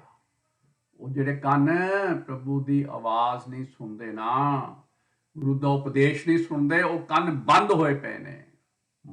ਕਿਉਂ ਬੰਦ ਹੋਏ ਪਏ ਨੇ? ਉਹਨਾਂ ਅੰਦਰ ਜਿਹੜਾ ਨਾ, ਉਹਨਾਂ ਦੇ ਅੰਦਰ ਜਿਹੜਾ ਗੰਦ ਭਰਿਆ ਪਿਆ, ਗੰਦ ਨਾਲ ਬੰਦ ਹੋ ਗਏ ਨੇ। ਉਹ ਗੁਰੂ ਉਪਦੇਸ਼ ਨਹੀਂ ਸੁਣਦੇ, ਉਹਨਾਂ ਦਾ ਬਾਕੀ ਕੂੜ ਸੁਣਨ ਵਿੱਚ ਬੜਾ ਖੁਸ਼ ਹੁੰਦੇ ਨੇ, ਪਰ ਗੁਰੂ ਉਪਦੇਸ਼ ਸੁਣਨ ਵੇਲੇ ਉਹਨਾਂ ਦਾ ਕੰਨ ਜਿਹੜਾ ਨਾ ਕੰਮ ਨਹੀਂ ਕਰਦਾ, ਸੁਣਿਆ ਅਣਸੁਣਿਆ ਕਰੇ। ਇਹ ਪਹਿਲੀ ਅਵਸਥਾ ਮੈਂ ਇਸ ਕਰਕੇ ਜ਼ਿਆਦਾ ਜ਼ੋਰ ਦੇ ਰਿਹਾ ਕਿਉਂਕਿ ਮੈਂ ਆਪਣੇ ਆਪ ਨੂੰ ਸੋਚਣਾ ਕਿ ਅਸੀਂ ਤਾਂ ਸਾਰੀ ਉਮਰ ਇਸੇ ਅਵਸਥਾ 'ਚ ਬਿਤਾ ਦਿੱਤੀ ਹੈ ਭਾਈ, ਤੇ ਸੁਣਿਆ ਦੀਆਂ ਪੌੜੀਆਂ ਪੜ੍ਹਨ ਦਾ ਫਾਇਦਾ ਕੀ ਜਦ ਅਸੀਂ ਸੁਣ ਕੇ ਸਾਨੂੰ ਅਸਰ ਹੀ ਨਹੀਂ ਹੋਣਾ ਭਾਈ। ਤਾਂ ਪਹਿਲੇ ਤਾਂ ਮੈਂ ਸੋਚਿਆ ਕਿ ਘੱਟੋ ਘੱਟ ਸਾਨੂੰ ਸਮਝ ਤੇ ਆਏ ਕਿ ਅਸੀਂ ਕਿੱਥੇ ਖੜੇ ਹਾਂ। ਹੁਣ ਇਸੇ ਤਰ੍ਹਾਂ ਮਹਾਰਾਜ ਨੇ ਕਿਹਾ ਭਾਈ ਜਿਹੜੇ ਕੀ ਹੈ ਬਸੰਤ ਹਿੰਡੋਲ ਵਿੱਚ ਕਬੀਰ ਜੀ ਦਾ ਉਪਦੇਸ਼ ਹੈ 1195 ਅੰਕ ਤੇ, ਜੇਬਾ ਝੂਠੀ ਬੋਲਤ ਝੂਠਾ ਕਰਨ ਨੇਤ ਸਭ ਝੂਠੇ। ਜੇ ਸਭ ਕੁਝ ਝੂਠਾ ਹੈ, ਝੂਠ ਹੈ, ਤਾਂ ਭਾਈ ਕਿਵੇਂ ਤ੍ਰਿਪਤ ਹੋਵਾਂਗੇ? ਨਹੀਂ ਹੋ ਸਕਦੇ। ਇਸ ਕਰਕੇ ਭਾਈ ਇਹ ਉਪਦੇਸ਼ ਸਾਨੂੰ ਬੜੇ ਸਿਰ ਦੇ ਕਾਰਜ ਸਮਝਣਾ ਚਾਹੀਦਾ ਕਿ ਅਸੀਂ ਪਹਿਲੇ ਉਸ ਅਵਸਥਾ ਤੋਂ ਅੱਗੇ ਵਧੀਏ ਜਿੱਥੇ ਸਾਡੇ ਕੰਨ ਸੁਣਨ। ਤੇ ਕਿਉਂ ਇਹ ਕੰਨ ਕਿਉਂ ਨਹੀਂ ਸੁਣਦੇ? ਕਿਉਂਕਿ ਮਹਾਰਾਜ ਕਹਿੰਦੇ ਤੇਰੇ ਜਿਹੜਾ ਨਾ ਅੰਦਰ ਜਿਹੜਾ ਮਨ ਹੈ ਨਾ ਉਹ ਸਾਥ ਨਹੀਂ ਦਿੰਦਾ। ਤੇ ਪਹਿਲੇ ਪਾਤਸ਼ਾਹ ਨੇ ਨਾ ਉਸ ਮਨ ਬਾਰੇ ਜਿਹੜੀਆਂ ਗੱਲਾਂ ਕਹੀਆਂ ਨੇ ਨਾ, ਬੜੇ ਕਰਾੜੇ ਸ਼ਬਦ ਨੇ, ਮੈਂ ਤੁਹਾਡੇ ਨਾਲ ਸਿਰੇ ਸਾਂਝੇ ਕਰ ਪਾ ਰਿਹਾ। ਮਹਾਰਾਜ ਨੇ ਕਿਹਾ ਭਾਈ ਤਰਾਸਰੀ ਮਹਿਲਾ ਪਹਿਲਾ 662 ਅੰਕ ਤੇ ਸੁਣੋ ਗੁਰੂ ਨਾਨਕ ਪਾਤਸ਼ਾਹ ਕੀ ਕਰਨੇ, ਸੁਣ ਮਨ ਅੰਧੇ ਕੁੱਤੇ ਕੂੜਿਆਰ। ਜਿਹੜਾ ਮਨ ਸੁਣਿਆ ਅਣਸੁਣਿਆ ਕਰਦਾ ਹੈ ਨਾ, ਉਹਨੂੰ ਕਹਿ ਰਹੇ ਉਹ ਸੁਣ ਮਨ। ਤੇ ਜੇ ਤੂੰ ਨਹੀਂ ਸੁਣ ਰਿਹਾ ਨਾ, ਤੂੰ ਸੁਣਿਆ ਅਣਸੁਣਿਆ ਕਰ ਰਿਹਾ ਹੈ, ਤਾਂ ਤੂੰ ਕੀ ਹੈ? ਮੈਂ ਨਹੀਂ ਕਹਿ ਰਿਹਾ, ਸੁਣੋ ਕੁੱਤਾ ਹੈ, ਤੇਰੇ ਅੰਦਰ ਪੁੱਤਰੀ ਕੁਕਰੀ ਆਸਾ ਹੈ, ਕੂੜਿਆਰ ਹੈ ਤੂੰ ਨਿਰੋਲ ਕੂੜ ਹੈ। ਕਿਉਂ? ਅੰਦਰ ਜਾਏਗਾ ਹੀ ਕੂੜ, ਤੇ ਕੂੜ ਹੀ ਪੜਾਂਗੇ। ਗੁਰੂ ਨਾਨਕ ਪਾਤਸ਼ਾਹ ਦਾ ਉਪਦੇਸ਼ ਪ੍ਰਭਾਤੀ ਮਹਿਲਾ ਪਹਿਲਾ ਵੀ ਗੁਰੂ ਨਾਨਕ ਪਾਤਸ਼ਾਹ ਕੀ ਕਰ ਰਹੇ ਨੇ, ਸੁਣ ਮਨ ਅੰਧੇ ਮੂਰਖ ਗਾਵਾਰ, ਆਵਤ ਜਾਤ ਲਾਜ ਨਹੀਂ ਲਾਗੈ ਬਿਨ ਗੁਰ ਬੂਝੇ ਬਾਰੋ ਬਾਰ। ਓਏ ਜ਼ਿੰਦਗੀ ਦੇ ਵਿੱਚ तू इत्थे आके कुछ नहीं काम कमाया, नेकी कुछ नहीं कमाई, परमात्मा का नाम ना सुनिया, ते तू जन्म मरण दे गेट तेन पिया रहेगा। इस करके तेन क्या अंधे मन, तू मूर्ख है, तू गवार है, क्योंकि तेन जिस काम वास्ते आया काम ही नहीं तू कर रहा। आसा महला तीजा विच 365 अंक ते है, ए मन अंधा बोला है, किस आप सुनाया, क्यों सुना पाया बंदिया तू, तेरा मन तो अन्ना बोला होया पिया, उन्होंने कुछ नहीं दिखता, उन्होंने कुछ सुनता ही नहीं, माया तारी अतना बोला वाली गल है। सो ये बार बार सानू समझाया भाई ਜਿਹੜਾ है ये अवस्था तक जे विच असी अवस्था च फसे रहे तो साडा कल्याण नहीं हो सकता। सो भाई सोनिया दी पौड़ियां पढ़न तो पहले समझ लईए कि असी हुण उस तो अगली स्टेज ते जाना है, तां असी दूसरी स्टेज, पहली स्टेज पर दस दी सुनिया सुनिया करे, हुण दूसरी स्टेज है जो सानू उपदेश दे रहे, सुन लै ये बंदिया सुन लै। आनंद साहब दे विच 37वीं पौड़ी है, तीसरे पातशाह कह रहे ने, ए सरवणो मेरेओ, फर्स्ट पर्सन अपने आप ते लैके समझा रहे सानू, साचे सुनने नो पठाए, तुहानू लगाया ही ता है इस शरीर ते कि तुसी इत्थे आके सच दा उपदेश सुनो। हुण दूसरी अवस्था वाल असीं आ रहे हैं जिहदे विच सानू उपदेश दिता जा रहा है, तो असी की उपदेश को मन्निया कि नहीं, जो मनांगे तो फिर तीसरी अवस्था पहुंच जाएंगे, जे नहीं मनांगे तो भाई फिर पहली अवस्था में जीवन व्यर्थ बिता के चले जावांगे, जन्म मरण के गेड़ पे रवांगे। ए सरवणो मेरेओ, साचे सुनने नो पठाए, साचे सुनने नो पठाए, शरीर लाए सुनो सत बाणी, जित सुनी मन तन हरिया होया, रसना रस समानी, सच अलख विडानी, ताकि गत कही ना जाए, कहे नानक अमृत नाम सुनो, पवित्र होवो, साचे सुनने नो पठाए। सो पवित्र होने वास्ते जब तक साचा नाम सुनोगे नहीं ना, ये गल अगे वधदी नहीं। सो इस वास्ते 4 पौड़ियां सुने दियां 4 पौड़ियां गुरु नानक पातशाह ने सानू हुण 8 तो लैके 11वीं उपदेश ने उदा ये गल समझ लो कि सानू उपदेश क्यों दे रहे ने। कहे नानक अमृत नाम सुनो, पवित्र होवो, साचे सुनने नो पठाए। बाणी है ही सचियार, किव सचियारा हुई है। गुरु नानक पातशाह कह रहे हैं जे सचियारा होना चाहते हो तो साचे सुनने नू तुहानू जिहड़ा है एक कन मिले ने, उस कन का इस्तेमाल सही करो। सुने अनसुने वाली अवस्था तो ऊपर उठो। ये तीसरे पातशाह का आनंद साहब दे विच उपदेश है। ते हुण मैं तुहानू होर जिहड़ा श्लोक महला चौथा 1316 अंक ते उपदेश ही दे रहे ने। हर हर नाम पवित्र है, हर जपत सुनत दुख जाए, हर नाम तिनी आराध्या, जिन मस्तक लिखिया धुर पाए, हर दरगा जन पैनायन, जिन हर मन वसिया आए। आखिर तू कह जन नानक ते मुख उजले, जिन हर सुनिया मन पाए। नानक जन नानक ते मुख उजले दरगाह दे विच, जिन हर सुनिया मन पाए, प्यार ला के सुन लिया। यही गल सोठ महला पंजवां विच 611 अंक ते पंचवां कहते, सरवणी सुनिए रसना गाइए, हिरदे ध्याइए सोई इक नू, करन कारण समरथ सुआमी, जाते बिरथा ना कोई, उस तो कोई खाली नहीं जाता, उसके दर तो सब कुछ प्राप्ति होंदी जे। यही काम करो सच सचियार होने वास्ते, सच दा स्वरूप होने वास्ते कन्ना नाल सुनो, मूंह नाल बोलो ते हिरदे घर च वसाओ।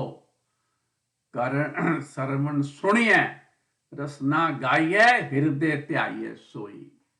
ਤੇ ਇਹ ਗੱਲ ਮਹਾਰਾਜ ਨੇ ਕਹੀ ਹੈ ਕਾਨੜਾ ਮਹਿਲਾ ਪੰਜਵਾਂ ਵਿੱਚ 1302 ਅੰਕ ਤੇ ਮਨੇ ਪ੍ਰਗਾਸ ਭਇਓ ਬ੍ਰਹਮ ਨਾਸਿਓ। ਬ੍ਰਹਮ ਦਾ ਕੀ ਮਤਲਬ ਹੈ? ਜਨਮ ਦਾ ਗੇੜ ਮੁੱਕ ਗਿਆ। ਕਿਵੇਂ ਜੀ? ਮੰਤਰ ਦਿਓ ਗੁਰ ਕਾਨ, ਗੁਰੂ ਨੇ ਕੰਨ ਦੇ ਵਿੱਚ ਮੰਤਰ ਦਿੱਤਾ, ਸੁਣ ਲੈ। ਮੱਤ ਵਿੱਚ ਰਤਨ ਜਵਾਹਰ ਮਾਨਿਕ, ਜੇ ਇੱਕ ਗੁਰ ਕੀ ਸਿੱਖ ਸੁਣੀ, ਗੁਰ ਮੰਤਰ ਕੰਨ ਦੁਆਰਾ ਤੈਨੂੰ ਗੁਰੂ ਨਾਨਕ ਪਾਤਸ਼ਾਹ ਪੰਚਮ ਪਾਤਸ਼ਾਹ ਕਹਿੰਦੇ ਦੇ ਰਹੇ ਹਾਂ, ਦੇ ਰਹੇ ਨੇ ਬਾਣੀ ਵਿੱਚ ਹਮੇਸ਼ਾ, ਤੂੰ ਸੁਣ ਲੈ। ਸੁਣਿਆ ਸੁਣਿਆ ਵਾਲੀ ਅਵਸਥਾ ਆ ਜਾਏਗਾ ਨਾ, ਜੇ ਤੂੰ ਸੁਣ ਲਿਆ। ਜੇ ਤੂੰ ਸੁਣ ਲਿਆ ਧਿਆਨ ਨਾਲ, ਸੁਣਨ ਨਾਲ, ਪਿਆਰ ਨਾਲ ਸੁਣਨ ਨਾਲ, ਸ਼ਰਧਾ ਨਾਲ ਸੁਣਨ ਨਾਲ। ਇਹ ਹੁਣ ਸੁਣਿਆ ਦੇ ਅਰਥ ਜਿਹੜੇ ਨੇ ਮੈਂ ਤੁਹਾਡੇ ਨਾਲ ਸਪਸ਼ਟ ਕਰ ਰਿਹਾ। ਦੂਜੀ ਅਵਸਥਾ ਦੇ ਵਿੱਚ ਇਹ ਅਵਸਥਾ ਅਸੀਂ ਬਣਾਉਣੀ ਹੈ। ਫਿਰ ਮਹਾਰਾਜ ਨੇ ਸਾਰੰਗ ਵਾਰ ਮਹਿਲਾ ਚੌਥਾ ਦੇ ਵਿੱਚ ਇਹਦੇ ਵਿੱਚ 5 6 7 8 4 ਪੌੜੀਆਂ ਵੀ ਸੁਣੇ ਦੀਆਂ ਹੀ ਜਿਹੜੀਆਂ ਹੈ ਉਹ ਵਿਆਖਿਆ ਕਰ ਰਹੀਆਂ ਨੇ। ਇਹਦੀ ਇਸ ਵੇਲੇ 5ਵੀਂ ਪੌੜੀ ਮੈਂ ਤੁਹਾਨੂੰ ਪਹਿਲੇ ਪੜ੍ਹ ਰਿਹਾ। ਨਾਮ ਨਿਰੰਜਨ ਨਿਰਮਲਾ ਸੁਣਿਆ ਸੁਖ ਹੋਈ। ਸੁਣਿਆ ਬਿਲਕੁਲ ਹਣੇ ਨੂੰ ਸਿਆਰੀ ਲਾ ਕੇ ਐੜੇ ਨੂੰ ਦੁਲਾਈਆਂ ਨੇ। ਸੁਣਿਆ ਸੁਖ ਹੋਈ, ਸੁਣ ਸੁਣ ਮਨ ਵਸਾਈ ਹੈ। ਇਹ ਸੁਣਿਆ ਦੀ ਅਵਸਥਾ ਹੈ ਹੀ ਐਸੀ, ਤਾਂ ਹੀ ਪ੍ਰਵਾਨ ਹੈ ਜੇ ਸੁਣ ਸੁਣ ਮਨ ਵਸਾਈ ਹੈ। ਜੇ ਮਨ ਨਾ ਵਸਾਇਆ ਤਾਂ ਫਿਰ ਤਾਂ ਪਹਿਲੀ ਅਵਸਥਾ ਵਿੱਚ ਵਾਪਸ ਚਲੇ ਗਏ। ਸੁਣਿਆ ਅਣਸੁਣਿਆ ਕਰੇ।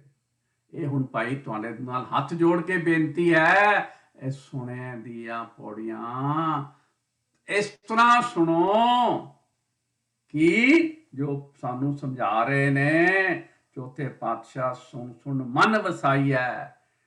ਪਰ ਨਾਲ ਉਹਨਾਂ ਨੇ ਕਹਿ ਦਿੱਤਾ ਬੜਾ ਸਪਸ਼ਟ, ਬੂਝੈ ਜਨ ਕੋਈ ਵਿਰਲਾ। ਇਹ ਹਰ ਆਦਮੀ ਨਹੀਂ ਇਸ ਗੱਲ ਨੂੰ ਸਮਝ ਸਕਦਾ, ਨਹੀਂ ਸਮਝਦਾ। ਕਿਉਂ? ਜੋ ਅਸੀਂ ਪਹਿਲੀ ਅਵਸਥਾ ਵਾਲੇ ਬੰਦਿਆਂ ਦੱਸਿਆ ਨਾ, ਮਾਇਆਧਾਰੀ ਆਤਨ ਨਾ ਬੋਲਾ, ਜਿਹੜਾ ਦੱਸਿਆ ਪਈ ਪਵਨ ਜਿਹੜੀ ਹੈ ਨਾ, ਜਿਹੜੀ ਮਾਇਆ ਪਾਉਣ ਦੀ ਹਵਾ ਵਕਨ ਹੈ, ਅਸਰ ਨਹੀਂ ਕਰਦੀ।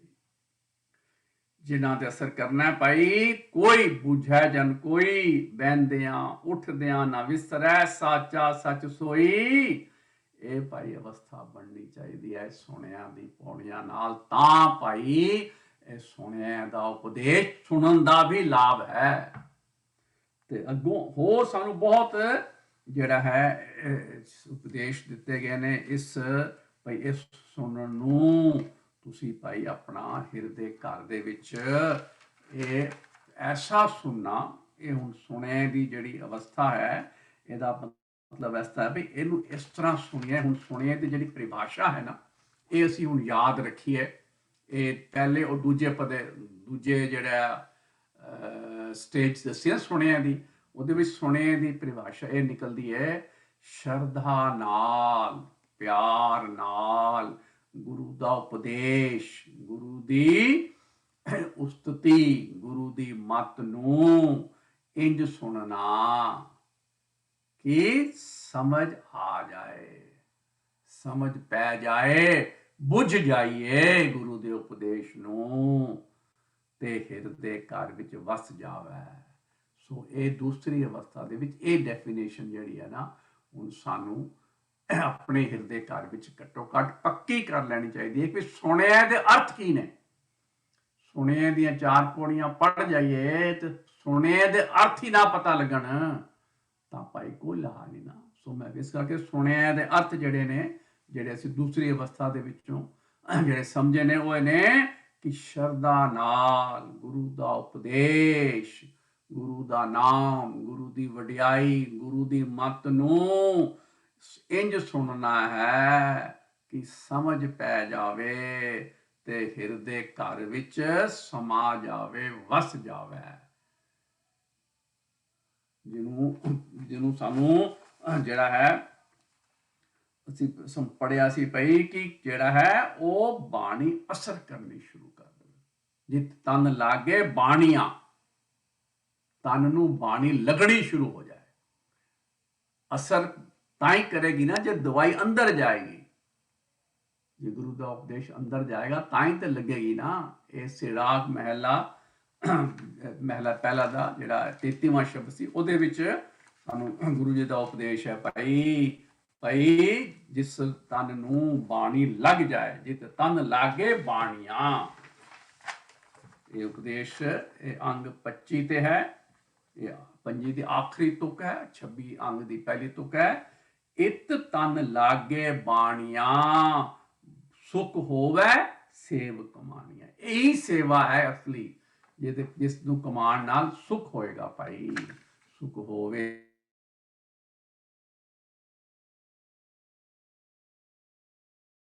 ਸੋ ਇਹ ਜਿਹੜੀ ਤੀਸਰੀ ਅਵਸਥਾ ਹੈ, ਇਸ ਬਾਰੇ ਅਸੀਂ ਉਪਦੇਸ਼ ਜਿਹੜਾ ਹੈ ਮਹਿਲਾ ਦੂਜਾ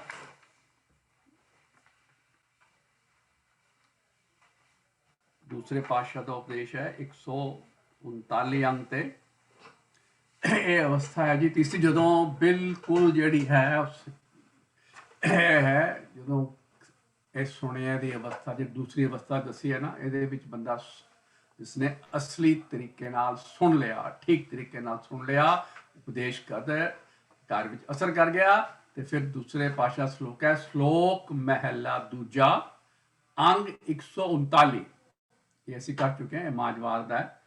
ਅੱਖੀ ਬਾਝੋਂ ਵੇਖਣਾ, ਵਿਣ ਕੰਨਾ ਸੁਣਨਾ, ਪੈਰਾਂ ਬਾਝੋਂ ਚਲਣਾ, ਵਿਣ ਹੱਥਾਂ ਕਰਨਾ, ਜੀਭੇ ਬਾਝੋਂ ਬੋਲਣਾ, ਇਉਂ ਜੀਵਤ ਮਰਨਾ। ਨਾਨਕ ਹੁਕਮ ਪਛਾਣ ਕੈ, ਤੋ ਖਸਮੈ ਮਿਲਣਾ। ਨਾਨਕ ਹੁਕਮ ਪਛਾਣ ਕੈ, ਤੋ ਖਸਮੇ ਮਿਲਣਾ। ਇੱਥੇ ਮਹਾਰਾਜ ਕਹਿ ਰਹੇ ਨੇ ਐਸੀ ਅਵਸਥਾ ਬਣ ਜਾਂਦੀ ਹੈ, ਐਸੀ ਅਵਸਥਾ ਬਣ ਜਾਂਦੀ ਹੈ ਭਾਈ, ਕਹਿੰਦੇ ਨੇ ਵਿਣ ਕੰਨਾ ਸੁਣਨਾ।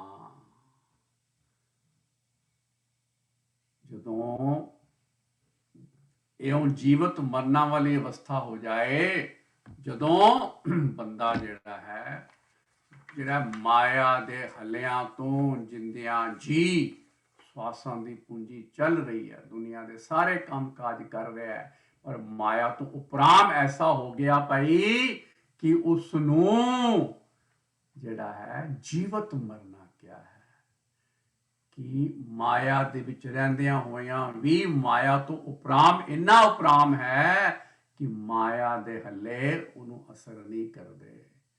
ਉਹ ਹੁਣ ਐਸਾ ਹਿਰਦੇ ਘਰ ਵਿੱਚ ਉਹਦਾ ਪਰਮਾਤਮਾ ਦਾ ਜਿਹੜਾ ਹੈ ਨਾ ਨਾਮ ਇਸ ਤਰ੍ਹਾਂ ਵਸ ਗਿਆ ਹੈ, ਤੇ ਹੁਣ ਉਹਨੂੰ ਭਾਈ ਬਿਨਾਂ ਜੀਭ ਤੋਂ ਬੋਲਿਆਂ, ਬਿਨਾਂ ਕੰਨਾਂ ਤੋਂ ਸੁਣਿਆ ਅੰਦਰ ਅਨਹਤ ਨਾਦ ਚੱਲਣੇ ਸ਼ੁਰੂ ਹੋ ਜਾਂਦੇ ਨੇ। ਉਹ ਇੱਕ ਮਿਕਤਾ ਹੋ ਜਾਂਦੀ ਹੈ, ਪ੍ਰਭੂ ਨਾਲ ਇੱਕ ਮਿਕ ਹੋ ਜਾਂਦਾ ਹੈ, ਸਚਿਆਰ ਹੋ ਜਾਂਦਾ ਹੈ। ਇਹ ਤੀਸਰੀ ਅਵਸਥਾ ਹੈ। ਦੇਖੋ ਸ਼ੁਰੂ ਕੀਤਾ ਸੀ ਭਾਈ ਸੁਣਿਆ ਅਨਸੁਣਿਆ ਕਰੇ, ਤੇ ਤੀਸਰੀ ਅਵਸਥਾ ਆ ਗਈ ਭਾਈ ਕਮਾਲ ਦੀ ਅਵਸਥਾ ਭਾਈ, ਕਿ ਵਿਣ ਕੰਨਾ ਸੁਣਨਾ। ਦੇਖੋ ਇਹ ਸਫ਼ਰ ਸ਼ੁਰੂ ਹੋਇਆ ਸੁਣਿਆ ਅਨਸੁਣਿਆ ਕਰੇ ਤੋਂ, ਤੇ ਇਹ ਸਫ਼ਰ ਜਿਹੜਾ ਹੈ ਜਦੋਂ ਮਿਲਾਪ ਹੋ ਗਿਆ ਨਾ, ਜਦੋਂ ਸਚਿਆਰ ਹੋ ਗਏ, ਤੇ ਇਹ ਸਫ਼ਰ ਦਾ ਮਹਾਰਾਜ ਨੇ ਉਪਦੇਸ਼ ਦਿੱਤਾ ਹੈ ਭਾਈ ਵਿਣ ਕੰਨਾ ਸੁਣਨਾ।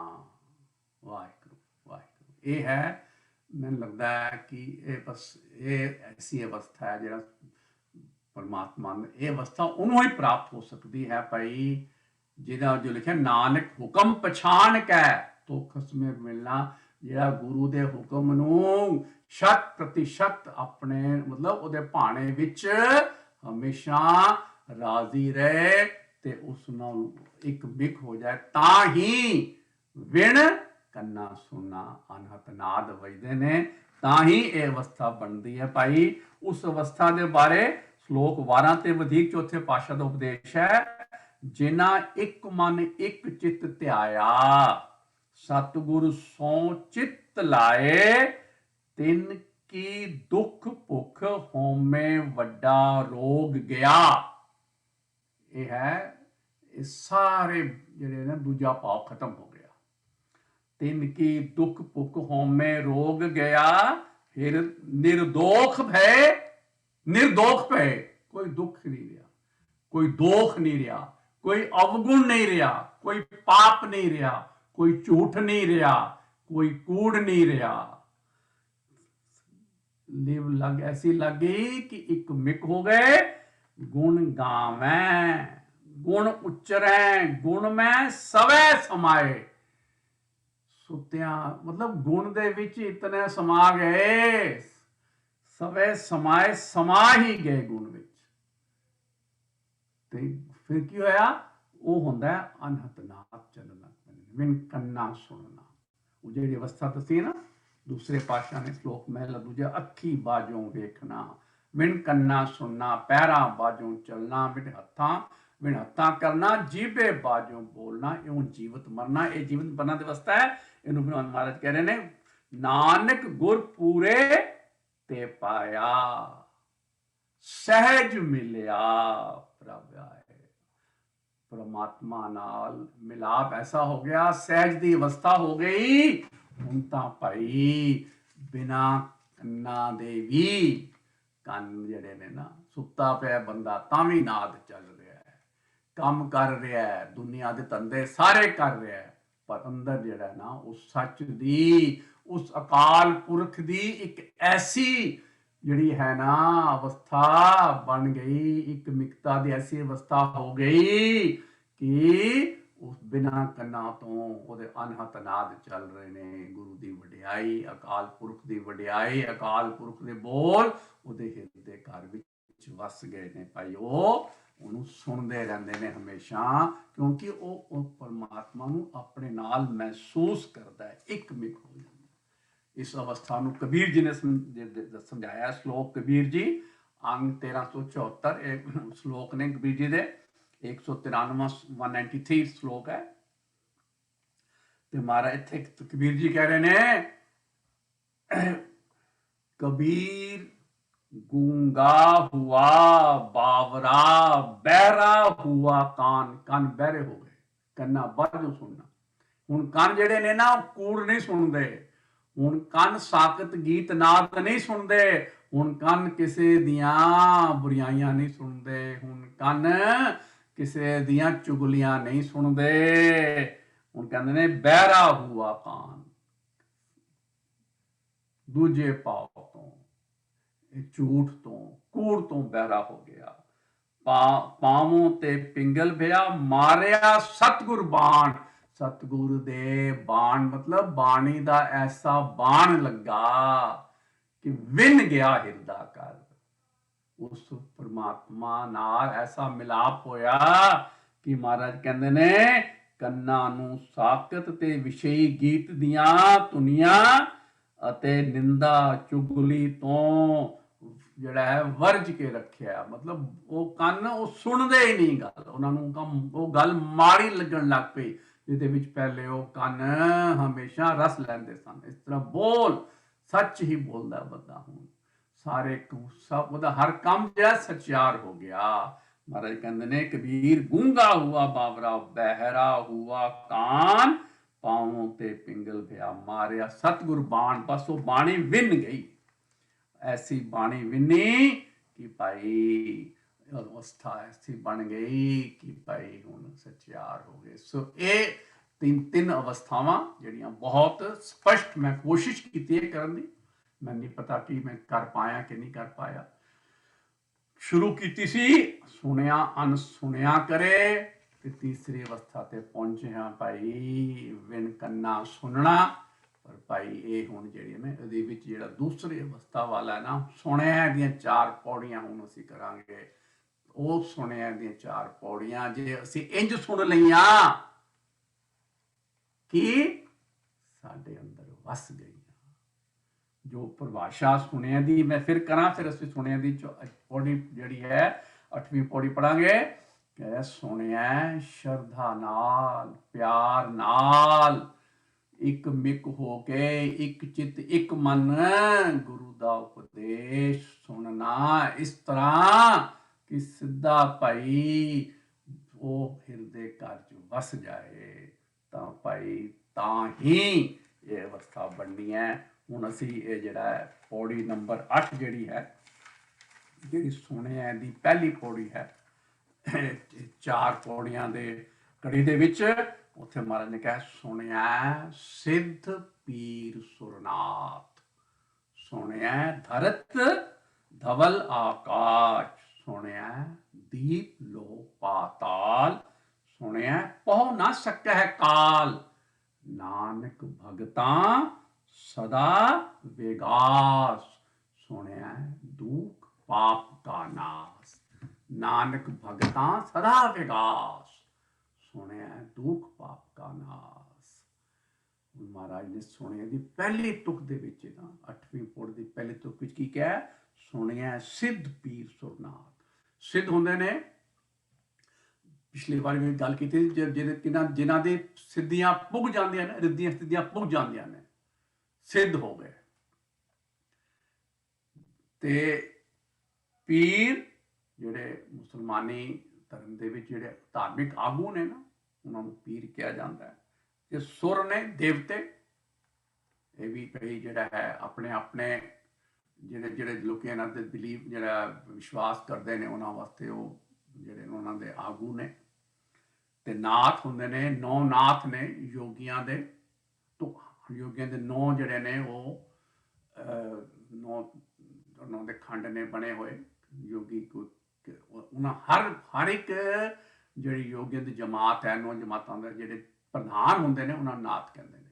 ਸੋ ਇਹ ਸਾਰੇ ਜਿਹੜੇ ਨੇ ਇਹ ਆਪਣੇ ਆਪਣੇ ਖੇਤਰ ਦੇ ਜਿਹੜੇ ਨੇ ਉਹ ਸਭ ਤੋਂ ਅੱਗੇ ਵਾਲੇ ਨੇ, ਪ੍ਰਧਾਨ ਨੇ, ਚੌਧਰੀ ਨੇ। ਸੋ ਇੱਥੇ ਜੋ ਸਾਨੂੰ ਸਮਝਾਇਆ ਨਾ ਗੁਰੂ ਨਾਨਕ ਪਾਤਸ਼ਾਹ ਨੇ, ਬੜੀ ਕਮਾਲ ਦੀ ਗੱਲ ਕਹੀ ਹੈ। ਭਾਈ ਅਸੀਂ ਤਾਂ ਸਾਨੂੰ ਤਾਂ ਸਿੱਧੀਆਂ ਵਾਸਤੇ ਪਿਛਲੇ ਹਫ਼ਤੇ ਵੀ ਤੁਹਾਨੂੰ ਦੱਸਿਆ ਸੀ, ਗੁਰੂ ਨਾਨਕ ਪਾਤਸ਼ਾਹ ਨੇ ਸਾਨੂੰ ਮਨਾ ਕੀਤਾ ਕਿ ਇਹਨਾਂ ਨਾਲ ਕੋਈ ਪਰਮਾਤਮਾ ਨਾਲ ਮਿਲਾਪ ਨਹੀਂ ਹੋ ਸਕਦਾ, ਇਹ ਲਾਹੇਬੰਦ ਨਹੀਂ ਨੇ ਆਤਮਿਕ ਜੀਵਨ ਵਾਸਤੇ। ਗੁਰੂ ਨਾਨਕ ਪਾਤਸ਼ਾਹ ਤੇ ਸਾਨੂੰ ਤਾਂ ਬਾਣੀ ਇਹ ਉਪਦੇਸ਼ ਦਿੰਦੀ ਹੈ, ਨਵ ਨਿਧੀ 18 ਸਿੱਧੀ ਪਿੱਛੇ ਲੱਗੀਆਂ ਫਿਰੈ, ਜੋ ਹਰ ਹਿਰਦੇ ਸਦਾ ਵਸਾਏ। ਜਿਨ੍ਹਾਂ ਨੇ ਸੁਣਿਆ ਕਰਕੇ ਹਰ ਤੋਂ ਹਿਰਦੇ ਵਸਾ ਲਿਆ ਨਾ, ਉਹਨਾਂ ਵਾਸਤੇ ਤਾਂ ਰਿੱਧੀਆਂ ਸਿੱਧੀਆਂ ਉਹਨਾਂ ਦੇ ਪਿੱਛੇ ਲੱਗੇ ਰਹਿੰਦੇ ਨੇ, ਮਗਰ ਲੱਗੀਆਂ ਰਹਿੰਦੀਆਂ ਨੇ। ਸੋ ਇੱਥੇ ਜੋ ਸਾਨੂੰ ਅਰਥ ਸਮਝਾ ਰਹੇ ਨੇ ਗੁਰੂ ਨਾਨਕ ਪਾਤਸ਼ਾਹ, ਜੋ ਮੈਂ ਸਮਝ ਰਿਹਾ, ਕਿਉਂਕਿ ਜੇ ਇੰਨੀ ਸੁਣਿਆ ਦੀ ਜਿਹੜੀ ਅਵਸਥਾ ਅਗਰ ਸਮਝੀਏ ਤਾਂ ਇਹਦਾ ਮਤਲਬ ਹੈ ਕਿ ਗਿਆਨ ਹਿਰਦੇ ਘਰ 'ਚ ਵਸ ਜਾਂਦਾ ਹੈ। ਗੁਰੂ ਦਾ ਉਪਦੇਸ਼ ਸੁਣ ਕੇ ਮੱਤ ਵਿੱਚ ਰਤਨ ਜਵਾਹਰ ਮਾਣਿਕ, ਜੇ ਇੱਕ ਗੁਰੂ ਕੀ ਸਿੱਖ ਸੁਣੀ ਨਾ, ਇਹ ਉਹ ਹੈ ਜਿਸ ਗੁਰੂ ਦੀ ਸਿੱਖ ਸੁਣ ਲਈ ਤਾਂ ਤੂੰ ਭਾਈ ਸਿੱਧਾਂ ਦਾ ਵੀ ਜਿਹੜਾ ਹੈ, ਤੇਰੀ ਸਿੱਧੀਆਂ ਉਹਨਾਂ ਦੇ ਹਿਸਾਬ ਨਾਲ ਪੁੱਗ ਗਈਆਂ, ਤੂੰ ਪੀਰ ਬਣ ਗਿਆ, ਤੂੰ ਦੇਵਤਾ ਹੋ ਗਿਆ, ਤੂੰ ਨਾਥ ਹੋ ਗਿਆ।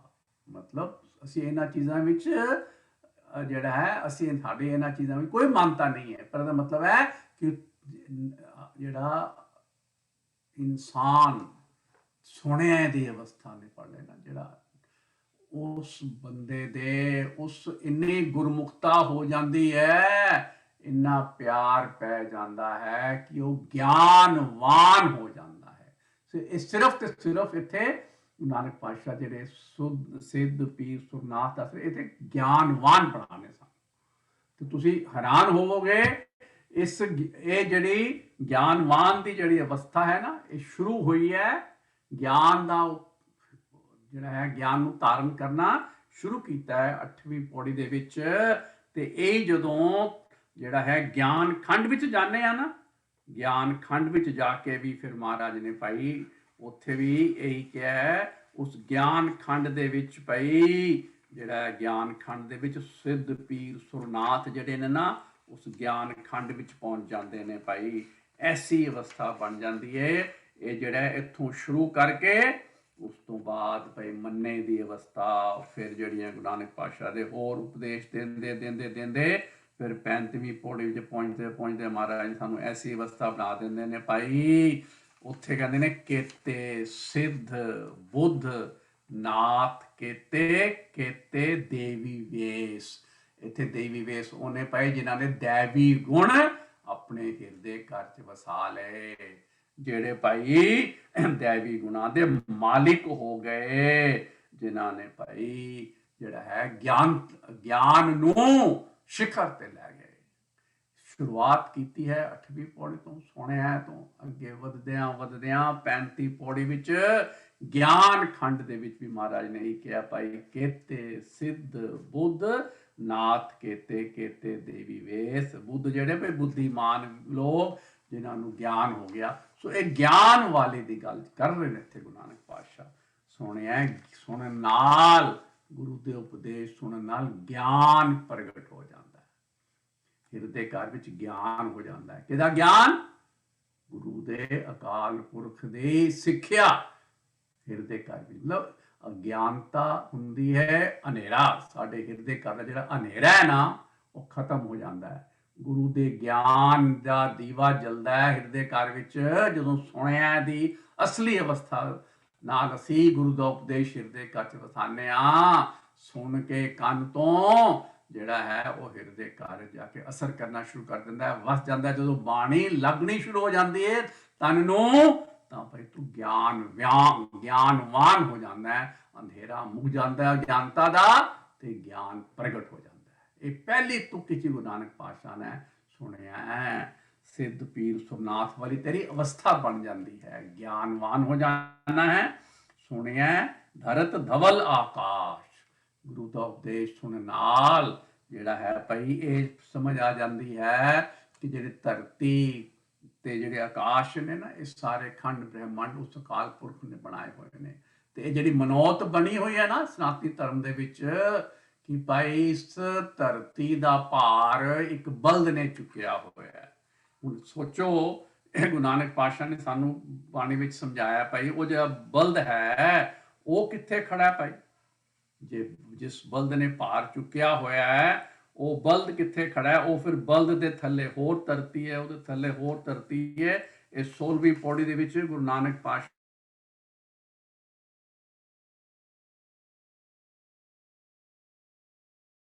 ਜੇ ਕੋ ਬੁਝੈ ਹੋਵੈ ਸਚਿਆਰ, ਤਵਲੇ ਉੱਪਰ ਕੇਤਾ ਪਾਰ।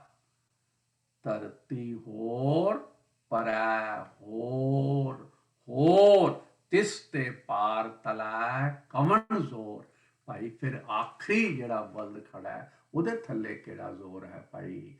ਇਹ ਗੁਰੂ ਨਾਨਕ ਪਾਤਸ਼ਾਹ ਸਾਨੂੰ ਸਮਝਾ ਰਹੇ ਨੇ ਭਾਈ, ਜਿਨ੍ਹਾਂ ਨੇ ਗੁਰੂ ਦਾ ਉਪਦੇਸ਼ ਸੁਣ ਲਿਆ, ਜਿਨ੍ਹਾਂ ਨੇ ਗਿਆਨਵਾਨ ਹੋ ਗਏ, ਉਹਨੂੰ ਪਤਾ ਲੱਗ ਜਾਂਦਾ ਹੈ ਕਿ ਸਭ ਨੂੰ ਜਿਹੜਾ ਹੈ ਪੈਦਾ ਕਰਨ ਵਾਲਾ ਇਹ ਧਰਤੀ ਤੌਲ ਆਕਾਸ਼ ਤੌਲ ਕੋਈ ਨਹੀਂ ਹੈ ਭਾਈ। ਤੌਲ ਅਕਾਲ ਪੁਰਖ ਦਾ ਆਪਣਾ ਜਿਹੜਾ ਹੈ ਆਪ ਹੈ, ਉਹ ਆਧਾਰ ਹੈ। ਧਰਤੀ ਦਾ ਆਧਾਰ ਇੱਕੋ ਇੱਕ ਅਕਾਲ ਪੁਰਖ ਵਾਹਿਗੁਰੂ। ਇਸ ਤਰ੍ਹਾਂ ਆਕਾਸ਼ ਜਿਹੜਾ ਕਹਿੰਦੇ ਨਾ, ਜਿਹੜਾ ਬਿਨਾਂ ਖੰਭਿਆਂ ਤੋਂ ਖੜਾ ਹੈ, ਉਹਦਾ ਆਧਾਰ ਵੀ ਭਾਈ ਅਕਾਲ ਪੁਰਖ ਵਾਹਿਗੁਰੂ ਹੈ। ਮਾਰੂ ਸੋਹਲੇ ਮਹਿਲਾ ਪਹਿਲਾ 1037 ਅੰਗ। ਹੁਕਮੈ ਧਰਤੀ ਤੌਲ ਸਿਰ ਭਾਰੰਗ, ਹੁਕਮੈ ਪੌਣ ਪਾਣੀ ਗਿਆਨਾਰੰਗ। ਗਿਆਨਾਰੰਗ ਹੁੰਦਾ ਆਕਾਸ਼। ਹੁਕਮੇ ਆ ਡਾਣੇ ਆਗਾਸੀ, ਹੁਕਮੇ ਜਲ ਥਲ ਤ੍ਰਿਭੁਵਨ ਵਾਸੀ। ਭਾਈ ਉਹ ਅਕਾਲ ਪੁਰਖ ਆਪ ਹੀ ਇਸ ਧਰਤੀ ਦਾ ਵੀ ਜਿਹੜਾ ਹੈ ਆਧਾਰ ਆਪ ਹੈ, ਔਰ ਆਪ ਹੀ ਇਸ ਆਕਾਸ਼ ਦਾ ਆਧਾਰ ਹੈ। ਸਾਰਾ ਕੁਛ ਮਤਲਬ ਉਸਦੇ ਆਪਣੇ ਆਧਾਰ ਦੇ ਹੈ, ਉਹਦੇ ਹੁਕਮ ਵਿੱਚ ਪੈਦਾ ਹੋਇਆ ਤੇ ਉਹਦੇ ਹੁਕਮ ਕਰਕੇ ਹੀ ਇਹ ਸਭ ਚੱਲ ਰਹੇ ਨੇ। ਇਹਨੂੰ ਹੋਰ ਸਪਸ਼ਟ ਕੀਤਾ ਹੈ ਮਲਾਰਵਾਰ, ਇਹ ਵੀ ਪਹਿਲੇ ਪਾਤਸ਼ਾਹ ਦੀ ਹੈ ਤੇ 1279 ਅੰਗ ਤੇ ਪਹਿਲੀ ਪੌੜੀ ਵਿੱਚ ਪਹਿਲੇ ਪਾਤਸ਼ਾਹ ਕਿ ਆਪੀ ਨੇ ਆਪ ਸਾਜ ਆਪ ਪਛਾਣਿਆ, ਅੰਬਰ ਧਰਤ ਵਿਛੋੜ ਚੰਦੋਵਾ ਤਾਣਿਆ।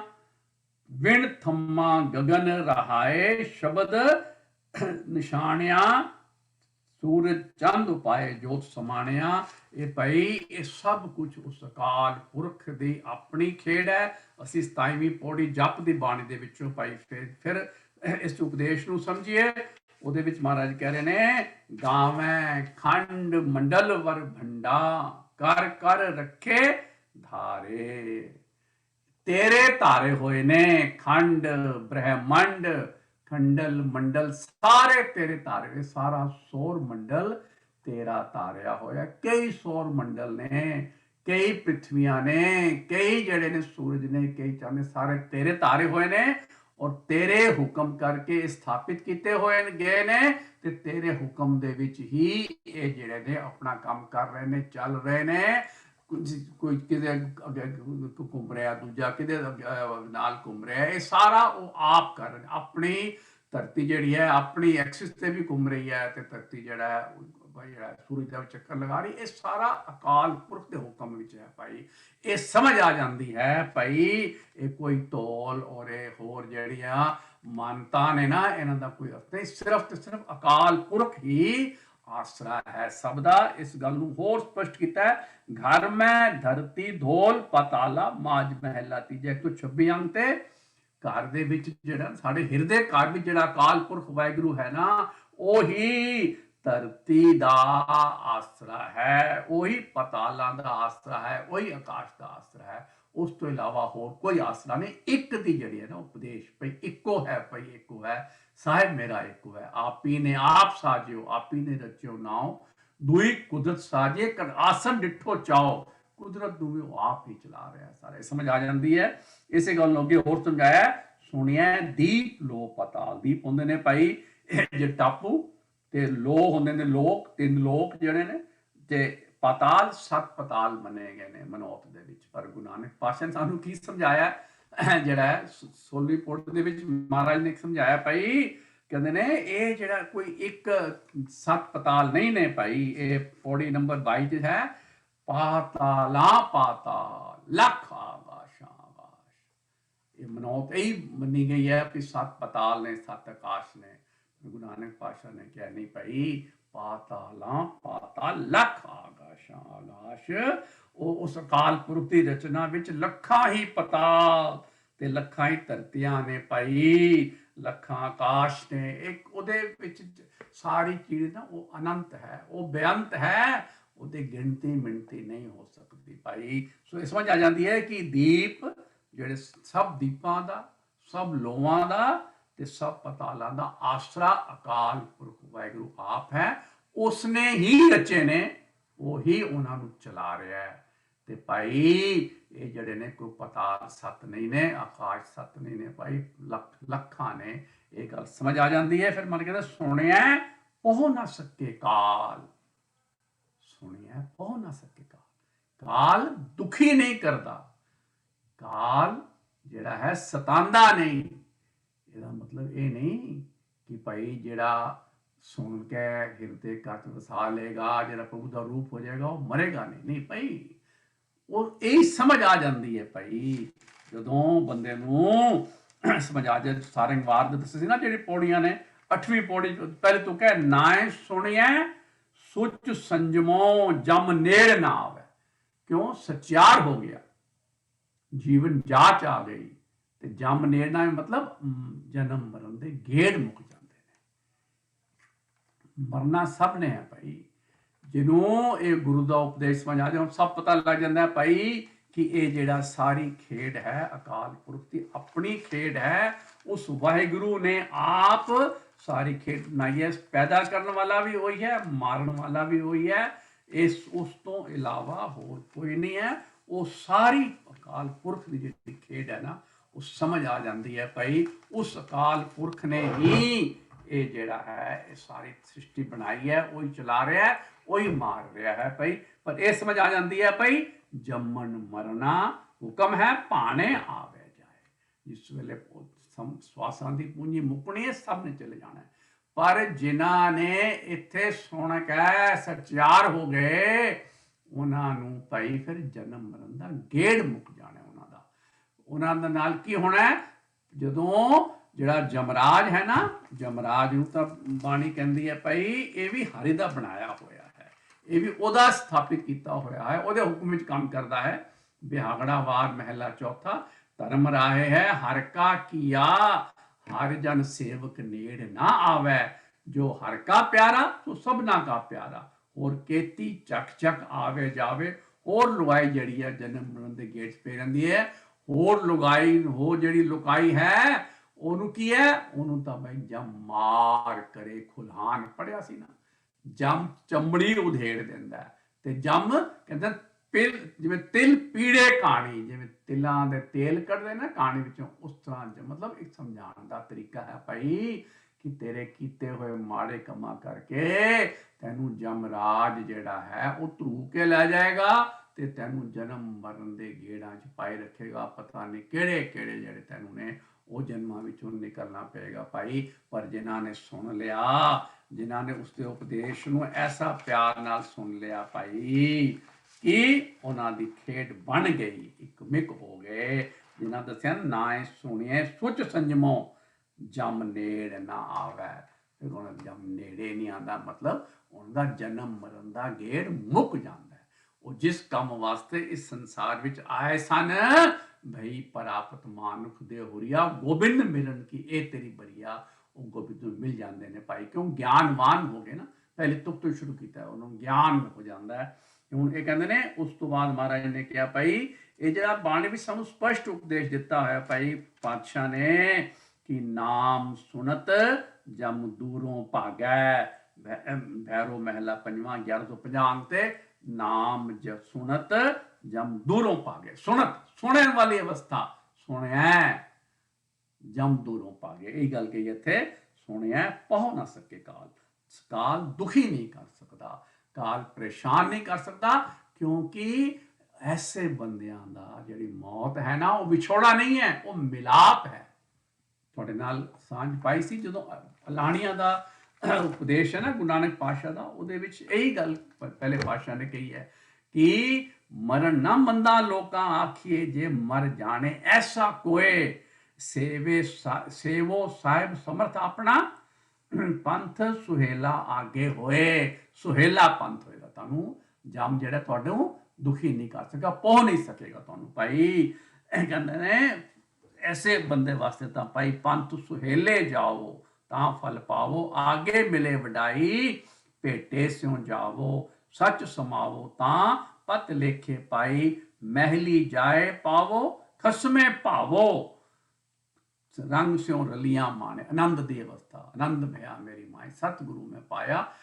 ਅਕਾਲ ਪੁਰਖ ਦੇ ਚਰਨਾਂ ਦੇ ਵਿੱਚ ਜਿਹੜਾ ਹੈ ਉਹ ਜਗ੍ਹਾ ਮਿਲ ਜਾਂਦੀ ਹੈ ਭਾਈ। ਬੇਗਮਪੁਰਾ ਦੇ ਵਿੱਚ ਉਸ ਬੰਦੇ ਦਾ ਨਿਵਾਸ ਹੋ ਜਾਂਦਾ ਹੈ ਭਾਈ। ਬੇਗਮਪੁਰਾ ਸ਼ਹਿਰ ਕੋ ਨਾਮ, ਉੱਥੇ ਜਾ ਕੇ ਉਹਨੂੰ ਨਿਵਾਸ ਮਿਲਦਾ ਹੈ। ਮਰਨ ਨਾ ਮੰਦਾ ਲੋਕਾਂ ਆਖੀਏ, ਜੇ ਕੋਈ ਮਰ ਜਾਣੇ, ਮਰਨ ਮੁਨਸਾਂ ਸੂਰਿਆਂ ਹੱਕ ਹੈ, ਜੋ ਹੋਏ ਮਰਨ ਪਰਵਾਣੇ, ਸੂਰੇ ਸਹੀ ਆਗੇ ਆਖੀਏ, ਦਰਗਾਹ ਪਾਵੇਂ ਸਾਚੀ ਮਾਣੋ। ਬਸ ਉਹਨਾਂ ਨੂੰ ਸੱਚਾ ਮਾਣ ਮਿਲਦਾ ਹੈ ਨਾ, ਜਿਹੜਾ ਸੁਣਿਆ ਪਹੁ ਨਾ ਸਕੇ ਜਮ ਕਾਲ, ਜਿਹੜਾ ਹੈ ਜਮ ਜਿਹੜਾ ਹੈ ਉਹ ਦੁਖੀ ਨਹੀਂ ਕਰ ਸਕਦਾ। ਸੁਣੀਏ ਪਹੁ ਨਾ ਸਕੇ ਕਾਲ, ਕਾਲ ਜਿਹੜਾ ਹੈ ਪਹੁੰਚਦਾ ਨਹੀਂ, ਉਹ ਤਿਲ ਪੀੜੇ ਘਾਣੇ ਨਹੀਂ ਕਰਦਾ, ਉਹ ਜਿਹੜਾ ਹੈ ਚਮੜੀ ਨਹੀਂ ਉਧੇੜਦਾ ਭਾਈ। ਉਹ ਤਾਂ ਪਿਆਰ ਨਾਲ ਉੱਥੇ ਤਾਂ ਤੁਹਾਨੂੰ ਇੱਜ਼ਤ ਮਿਲਦੀ ਹੈ। ਸੋ ਮਿਲਾਪ ਹੈ ਭਾਈ, ਉਹ ਵਿਛੋੜਾ ਨਹੀਂ ਹੈ। ਤੇ ਹੁਣ ਇਹ ਜਿਹੜੇ ਦੋ ਅਗਲੀਆਂ ਤੁਕਾਂ ਨੇ ਨਾ, ਇਹ ਤੁਕਾਂ ਗੁਰੂ ਨਾਨਕ ਪਾਤਸ਼ਾਹ ਨੇ 4 ਵਾਰੀ, ਪੌੜੀ 8 9 10 11 ਕਹਿੰਦੇ ਨਾ ਦੁਹਰਾਇਆ ਹੁੰਦਾ, 2 ਵਾਰ ਨਹੀਂ 4 ਵਾਰੀ ਸਮਝਾਇਆ ਦਾ ਮਤਲਬ ਹੈ ਬਹੁਤ ਜਿਹੜਾ ਹੈ ਇਹ ਬੜਾ ਉੱਤਮ ਉਪਦੇਸ਼ ਹੈ, ਬੜਾ ਜ਼ਰੂਰੀ ਉਪਦੇਸ਼ ਹੈ। ਕਹਿੰਦੇ ਨੇ ਗੁਰੂ ਨਾਨਕ ਪਾਤਸ਼ਾਹ ਕਹਿ ਰਹੇ ਨੇ ਜਿਹੜਾ ਹੈ ਨਾਨਕ, ਇਹ ਨਾਨਕ ਆਖ ਭਗਤਾਂ ਸਦਾ ਵਿਗਾਸ, ਵਿਗਾਸ ਹੁੰਦਾ ਹੈ ਖੇੜਾ, ਵਿਗਾਸ ਹੁੰਦਾ ਹੈ ਆਨੰਦ, ਵਿਗਾਸ ਹੁੰਦਾ ਹੈ ਗਿਆਨ। ਨਾਨਕ ਭਗਤਾਂ ਸਦਾ ਵਿਗਾਸ ਸੁਣਿਆ ਦੁੱਖ ਪਾਪ ਕਾ ਨਾਸ, ਦੁੱਖ ਔਰ ਪਾਪਾਂ ਦਾ ਜਿਹੜਾ ਨਾਸ ਹੋ ਜਾਂਦਾ ਹੈ। ਇਹ ਜਿਹੜੇ ਦੁੱਖ ਕੀ ਨੇ? ਵਿਛੋੜਾ, ਸਭ ਤੋਂ ਵੱਡਾ ਦੁੱਖ ਦੱਸੇ ਵਿਛੋੜਾ। ਮਿਲਾਪ ਹੋ ਗਿਆ ਤੇ ਦੁੱਖ ਦਾ ਵਿਛੋੜਾ ਖਤਮ ਹੋ ਗਿਆ। ਮਰਨ ਜਿਹੜਾ ਜਿਹਨੂੰ ਅਸੀਂ ਵਿਛੋੜਾ ਮੰਨਦੇ ਆ, ਉਹ ਮਿਲਾਪ ਹੋ ਜਾਂਦਾ ਹੈ, ਉੱਥੇ ਸੁੱਖ ਹੋ ਜਾਂਦਾ, ਦੁੱਖ ਨਹੀਂ ਰਹਿੰਦਾ। ਮਰਨਾ ਸੁਣੀਏ ਦੁੱਖ ਪਾਪ ਕਾ ਨਾਸ, ਪਾਪ ਕਾ ਨਾਸ। ਪਾਪ ਕੀ ਨੇ? ਪਾਪ ਨੇ ਔਗਣ ਸਾਡੇ, ਪਾਪ ਨੇ ਸਾਡੇ ਕਮਾਏ ਹੋਏ ਕੂੜ, ਜੋ ਸੁਣੇ ਪੜਿਆ ਨਾ, ਸੁਣੇ ਦੀ ਜਿਹੜੀ ਪਹਿਲੀ ਅਵਸਥਾ ਦੇ ਵਿੱਚ ਜਿਹੜਾ ਮਨ ਹੈ ਉਹ ਅਤ ਮਾਇਆ ਧਾਰੀ ਅਤਨਾ ਬੋਲਾ ਹੋਇਆ ਪਿਆ ਹੈ। ਮਨ ਜਿਹੜਾ ਹੈ ਉਹ ਹਮੇਸ਼ਾ ਕੂੜ ਦੇ ਵਿੱਚ ਹੀ ਜਿਹੜਾ ਹੈ ਲੱਗਾ ਪਿਆ ਹੈ। ਮਨ ਜਿਹੜਾ ਹੈ ਉਹਦਾ ਸੁਣਨ ਦੇ ਵਿੱਚ ਜਿਹੜਾ ਰੁਚੀ ਨਹੀਂ ਹੁੰਦੀ। ਸੋ ਉਹਨਾਂ ਵਾਸਤੇ ਤਾਂ ਭਾਈ ਦੁੱਖ ਜਿਹੜਾ ਹੈ ਨਹੀਂ ਜਾਣਗੇ, ਉਹ ਤਾਂ ਦੁਖੀ ਰਹਿਣਗੇ, ਉਹ ਤਾਂ ਪਾਪੀ ਹੋਰ ਪਾਪ ਵਧਾ ਕੇ ਜਾਣਗੇ।